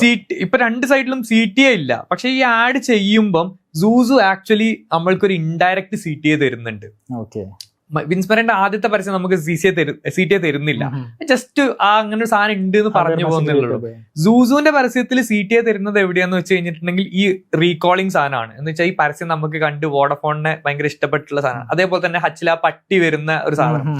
അത് അവിടെ ഒരു CTA പറയുന്നത് എന്താണെന്ന് വെച്ചിട്ടുണ്ടെങ്കിൽ നമുക്ക് എല്ലായിടത്തും നെറ്റ്വർക്കിംഗ് ഉണ്ട്. അപ്പൊ നിങ്ങൾക്ക് നെറ്റ്വർക്കിംഗ് ആണ് ആവശ്യമെങ്കിൽ ഇത് വരാം, നിങ്ങൾ എവിടെ പോയാലും ഞങ്ങൾ നിങ്ങളുടെ കൂടെ ഉണ്ടായിരിക്കും എന്നുള്ള ആ ഒരു നമുക്കൊരു ഇൻഡയറക്ട്ലി ഒരു CTA തരുന്നുണ്ട്. ഡയറക്ട്ലി CTA തരുന്നതിനെക്കാട്ടി ഭയങ്കര ബ്യൂട്ടിഫുൾ ആണ് ഇൻഡയറക്ട്ലി ഒരു CTA തരുമ്പോൾ. ഇപ്പൊ നമ്മൾ കാണുന്ന ഓൺലൈൻ മാർക്കറ്റിംഗ് കാണുന്ന CTA എന്ന് പറഞ്ഞിട്ടുണ്ടെങ്കിൽ അത് ഭയങ്കര ഡയറക്റ്റിംഗ് ആണ്, സ്പൂൺ ഫീഡിംഗ് ആണ്. വന്ന് വാങ്ങിക്കോ എന്ന് പറഞ്ഞു. അത് എന്തുകൊണ്ടാണ് ആൾക്കാർ ഇപ്പോഴും അത് ഫോളോ ചെയ്യുന്നത്? ഇത്രയും വലിയ ബ്രാൻഡ്സ് അത് പൈസന്റെ കുറവുകൊണ്ടായിരിക്കോ, ലൈക്ക് അത്രയും സ്പെൻഡ് ചെയ്യാനില്ല? ക്രിയേറ്റിവിറ്റിന്റെ കുറവാണ്. ഓക്കെ, ഇത് നമ്മൾ ഇങ്ങനെ ഒരു ഇൻഡയറക്ട്ലി ഒരാളെ കൺവിൻസ് ചെയ്യണമെങ്കിൽ അത് നല്ലൊരു ക്രിയേറ്റിവിറ്റി വേണം. ഈ ക്രിയേറ്റിവിറ്റിക്ക് വേണ്ടി സ്പെൻഡ് ചെയ്യാന്ന് പറയുമ്പോൾ നമുക്കൊരു ഇൻടാഞ്ചിബിൾ ആയിട്ടുള്ള ഒരു സാധനം, അളക്കാൻ പറ്റില്ല ക്രിയേറ്റിവിറ്റിയെ. അപ്പൊ ഈ ഇൻടാഞ്ചിബിൾ ആയിട്ടുള്ള സാധനത്തിന് നമ്മൾ എങ്ങനെ വാല്യൂ ഇടും എന്നുള്ളതാണ്. അതിന് നമ്മൾ പണ്ട് ആൾക്കാർ പറയുമല്ലോ ഈ മോഹവില എന്നൊക്കെ ഉള്ളത്, അതുപോലത്തെ ഒരു സാധനമാണ്. ഇപ്പൊ ഞാനൊരു സ്ക്രിപ്റ്റ് എഴുതിയിട്ട് ഞാൻ പറയാണ് ഇതിന്റെ വാല്യൂ നിങ്ങളൊരു 50,000 രൂപ എന്നാലും നിങ്ങൾക്ക് ഈ പരസ്യം ചെയ്യാന്ന് പറയാണ്. അല്ലെങ്കിൽ ഒരു കോപ്പി റൈറ്റർ പറയാണ് ഈ ഒരു കോപ്പിക്ക് ഞാൻ പറയുന്നത് 10,000 രൂപയാണെന്ന് പറയാണ്. അപ്പൊ പെട്ടെന്ന് ആളൊരു ഇങ്ങനെ ഒരു 4 വരി എഴുതി തന്നതിന് 10,000 രൂപ, ഇത് ഞാൻ എഴുതുമല്ലോ എന്ന് വിചാരിക്കും. എഴുതാൻ കഴിയില്ല. ഇപ്പോഴും വാല്യൂ ആൾക്കാർ കൊടുത്തു തുടങ്ങിയിട്ടില്ല. ക്രിയേറ്റീവ് ടീം, അങ്ങനെ ഒരു ടീം വേണോ വേണ്ടേ എന്നുള്ളൊരു മാർക്കറ്റിങ്ങിനെ ആലോചിച്ച് നോക്കിയാൽ മതി. മാർക്കറ്റിങ്ങിന് ഇപ്പോഴാണ് ആൾക്കാർ അവെയർ ഇത് ചെയ്താൽ ആൾക്കാർ വരുമെന്നുള്ളത്. അതേപോലെ തന്നെ ക്രിയേറ്റിവിറ്റി, അത് ഇനി ഓൺ ദ ഗോലിംഗ് ഒന്ന് ഇപ്പൊ കുറച്ച് ആൾക്കാരൊക്കെ അക്സെപ്റ്റ് ചെയ്ത് തുടങ്ങി. നമ്മളിപ്പോ ഓരോന്നിനും എഴുതുമ്പോഴൊക്കെ ഇപ്പം എനിക്ക് തോന്നുന്നു തൊട്ടടുത്ത് വന്നിട്ടുണ്ടായിരുന്നു, ഇത് സാധാരണ ഒപ്പല്ല ലക്ഷങ്ങൾ വലിയ. അപ്പൊ അങ്ങനെയൊക്കെ എഴുതുമ്പം അത് എഴുതി അത്രയും വലിയൊരു ഹോർഡിംഗ് ഒക്കെ കീപ്പ് ചെയ്യാനൊരു ധൈര്യം വേണം. ഒന്ന് ആലോചിച്ച് നോക്കിയാൽ, നമ്മളോട് ആരെങ്കിലും സിമ്പിൾ ആയിട്ട് പറയുകയാണെങ്കിൽ നമ്മളായിരിക്കും ഇതൊക്കെ വെച്ചിട്ട് ഒരു ഹോർഡിംഗ് വെക്കണമെന്ന് വെച്ചു. അവർക്ക് അതിന്റെ ഗുണം ഉണ്ടായോ ഇല്ല എന്നുള്ളതല്ല, പക്ഷെ അതൊരു ചർച്ചാ വിഷയമായി. ഈ വാല്യൂ അളക്കാൻ പറ്റാത്തതുകൊണ്ടാണ് ആൾക്കാർ അതിൽ സ്പെൻഡ് ചെയ്യാത്തത്. ലൈക്ക് അതുകൊണ്ടാണ് സ്പെൻഡ് ചെയ്യാത്തത് എന്ന് വെച്ചിട്ടുണ്ടെങ്കിൽ ഇതിന്റെ ഒരു അവർക്ക് ക്രിയേറ്റിവിറ്റി സോൾവ് ദാറ്റ്. ലൈക്ക് ആ ഒരു പ്രോബ്ലം, ആ വാല്യൂ ഇതിനെങ്ങനെ അവര് ആ ഒരു പെർസെപ്ഷൻ എങ്ങനെ മാറ്റാൻ പറ്റുക? ഇസ് ഇറ്റ് ബിക്കോസ് ലൈക്ക് ഈ കമ്പനീസ് ഒക്കെ സെയിൽസ് ലെഡ് അപ്രോച്ചിൽ തന്നെ നിൽക്കണോണ്ടായിരിക്കാം? അതല്ല, നമുക്കത് മാറ്റാൻ പറ്റുക എങ്ങനെയാന്ന് വെച്ചിട്ടുണ്ടെങ്കിൽ ബിൽഡിംഗ് പോർട്ട്ഫോളിയോ ആണ്. നിങ്ങളിപ്പോ ഒരു പരസ്യം ചെയ്തു, അതിനൊരു ഇമ്പാക്ട് ഉണ്ടാക്കി, അതിനൊരു റീച്ച് എത്തിക്കാൻ പറ്റിയിട്ടുണ്ടെങ്കിൽ ആ ഒരു പോർട്ട്ഫോളിയോ നിങ്ങൾ കാണിച്ചു കൊടുക്കണം. ഞാൻ ഈ പരസ്യം ചെയ്തു, ഇതിന് ഇത്ര റീച്ച് വന്നു, ഇതിന് ഇത്ര ലീഡ്സ് വന്നു, അതിന് ഇത്ര കൺവേർഷൻസ് വന്നു, അതിന് ഇപ്പൊ ഇത്രയും അപ്പൊ അതിന്റെ ഒരു വാല്യൂ വരുന്നത് അവിടെയാണ്. ഞാനിപ്പോ ഒരു പരസ്യം ചെയ്തു, ആ പരസ്യത്തിൽ നിന്ന് എനിക്കൊരു കോടി ഉണ്ടാക്കാൻ പറ്റിയിട്ടുണ്ടെങ്കിൽ ആ ഒരു കോടിയുടെ ഒരു 10% എങ്കിലും എനിക്ക് അതിന്റെ ഒരു വാല്യൂ ആയിട്ട് കാണാൻ പറ്റും. കാരണം ബാക്കി പ്രൊഡക്റ്റും അതിന്റെ ഓപ്പറേഷൻസും സാധനങ്ങളും വരും. അപ്പൊ ഒരു 10 ലക്ഷം രൂപ നിങ്ങൾ എനിക്ക് മുടക്കി കഴിഞ്ഞിട്ടുണ്ടെങ്കിൽ നിങ്ങളുടെ ഒരു ROI 1 കോടി രൂപയാണ് എന്ന് വെച്ചെങ്കിൽ എനിക്ക് 1 രൂപ വന്നു കഴിഞ്ഞിട്ടുണ്ടെങ്കിൽ ഞാൻ നിങ്ങൾക്ക് അത് 1 ലക്ഷം രൂപയാക്കി തരും, അല്ലെങ്കിൽ 10,000 രൂപ ആക്കി തരും എന്ന് പറയുന്നിടത്താണ് അതിന്റെ ഒരു വാല്യൂ ഡിറ്റർമിനേഷൻ ന്യൂമറിക്കലി നിങ്ങൾക്ക് വേണമെങ്കിൽ കിട്ടുന്നത്. ആക്ച്വലി അങ്ങനെ അല്ല ഇപ്പൊ കൊടുക്കുന്നു തോന്നുന്നുണ്ട്. ആൾക്കാർ പറയുന്ന അവരുടെ എക്സ്പീരിയൻസും അവരുടെ പ്രീവിയസ് വർക്കിന്റെ ഇമ്പാക്ട് കാര്യങ്ങളൊക്കെ വെച്ച് ഇപ്പം സെലിബ്രിറ്റീസ് അവരുടെ എന്താ പറയാ റെമ്യൂണറേഷൻ തീരുമാനിക്കുന്നത് എങ്ങനെയാണ്? അവരുടെ ഫാൻ ബേസ് വാല്യൂ, അവരുടെ ഫസ്റ്റ് ഡേ കളക്ഷൻസ്, അവരുടെ പ്രീവിയസ് പടത്തുനിന്ന് വന്ന ഇതൊക്കെ വെച്ചിട്ടാണല്ലോ. അതേപോലെ തന്നെ നമ്മളും അതിനൊരു ന്യൂമറിക്കൽ വാല്യൂസ് ക്രിയേറ്റ് ചെയ്തിട്ട് വേണം അത് ഫൈനലാക്കാൻ വേണ്ടിയിട്ട്. അപ്പൊ ക്രിയേറ്റിവിറ്റിന്റെ സംഭവം പറഞ്ഞേ അവിടെ തന്നെ ബ്രാൻഡിങ്ങിന്റെ ഒരു ആസ്പെക്ട്, അതായത് ബ്രാൻഡിങ്ങിലേക്ക് വരുമ്പം ഫൗണ്ടേഴ്സ് അല്ലെങ്കിൽ ഇപ്പോഴത്തെ ഫൗണ്ടേഴ്സ് എത്രത്തോളം സ്പെൻഡ് ചെയ്യാൻ തയ്യാറാണ്? ലൈക്ക് അവര് അതിന്റെ നേരത്തെ പറഞ്ഞ ആ ഇൻട്രിൻസിക് വാല്യൂ എത്രത്തോളം നമുക്ക് ഇതിൽ മുടക്കിയാൽ പൈസ കിട്ടും? ഇപ്പൊ സെയിൽസ് ടീമിനെ ലീഡ് ചെയ്യണ പോലെ തന്നെ, അല്ലെങ്കിൽ സെയിൽസ് ടീമിൽ നിന്നും കിട്ടുന്ന റവന്യൂ തന്നെ ബ്രാൻഡിംഗ് ടീമിൽ നിന്ന് ചിലവർ എക്സ്പെക്ട് ചെയ്യും, അല്ലെങ്കിൽ ക്രിയേറ്റീവ് ടീമിൽ നിന്ന് എക്സ്പെക്ട് ചെയ്യും. ലൈക്ക് അതെങ്ങനെയാണ് ഒരു ഫൗണ്ടർ? അതിപ്പം നമ്മളുടെ ഇപ്പം മാർക്കറ്റിലൊക്കെ നമ്മൾ ചെയ്യുന്ന ഒരു പരിപാടി ഞാൻ നേരത്തെ പറഞ്ഞ പോലെ തന്നെ, നമ്മൾ ആദ്യം ആ കമ്പനീനെ ഓഡിറ്റ് ചെയ്ത് അവരുടെ പ്രശ്നങ്ങൾ മനസ്സിലാക്കിയിട്ട് അവർക്ക് ആവശ്യമുള്ള സാധനങ്ങൾ എന്തൊക്കെയാന്ന് മാർക്കറ്റിൽ നമുക്ക് മനസ്സിലാക്കും. അപ്പൊ നമ്മൾ അവർക്ക് ഇപ്പം ഒരു കോണ്ടന്റ് സ്ട്രാറ്റജി ചെയ്യുമ്പം നമ്മളൊരു കോണ്ടന്റ് ബാങ്ക് ക്രിയേറ്റ് ചെയ്യും. ഈ കോണ്ടന്റ് ബാങ്ക് എന്നാണ് ഇവർക്ക് വേണ്ടിയിട്ടുള്ള ഒരു മന്ത്ലി സാധനങ്ങൾ നമ്മൾ പ്രൊവൈഡ് ചെയ്യുക. അപ്പൊ അത് വൺസ് ക്രിയേറ്റ് ചെയ്ത് കഴിഞ്ഞിട്ടുണ്ടെങ്കിൽ അതിന് ഓരോ മെട്രിക്സുകൾ ഉണ്ട്. ഇപ്പം സേ ഫോർ എക്സാമ്പിൾ പറയുകയാണെങ്കിൽ കോണ്ടന്റ് ബാങ്കിനെ കൊണ്ട് ഉദ്ദേശിക്കുന്നത് അതാ ഞാൻ പറഞ്ഞത്, നമ്മൾ കോണ്ടന്റ് ബാങ്ക് എന്ന് പറഞ്ഞു കഴിഞ്ഞിട്ടുണ്ടെങ്കിൽ നമ്മളത് മേക്ക് ചെയ്യുന്നത് നമുക്ക് ഡിഫറെന്റ് ഓഡിയൻസ് ഉണ്ടായിരിക്കും. അപ്പൊ ഒരു പ്രൊഡക്റ്റിന് തന്നെ ഡിഫറെന്റ് പെയിൻ പോയിന്റ്സ് ഉള്ള ഓഡിയൻസ് ഉണ്ടായിരിക്കും. അപ്പൊ നമ്മൾ സാധാരണ ഗതിയിൽ അതിന് പറയാറ് മിനിമം ഒരു 7 to 10 ഓഡിയൻസ് ഉണ്ടായിരിക്കും.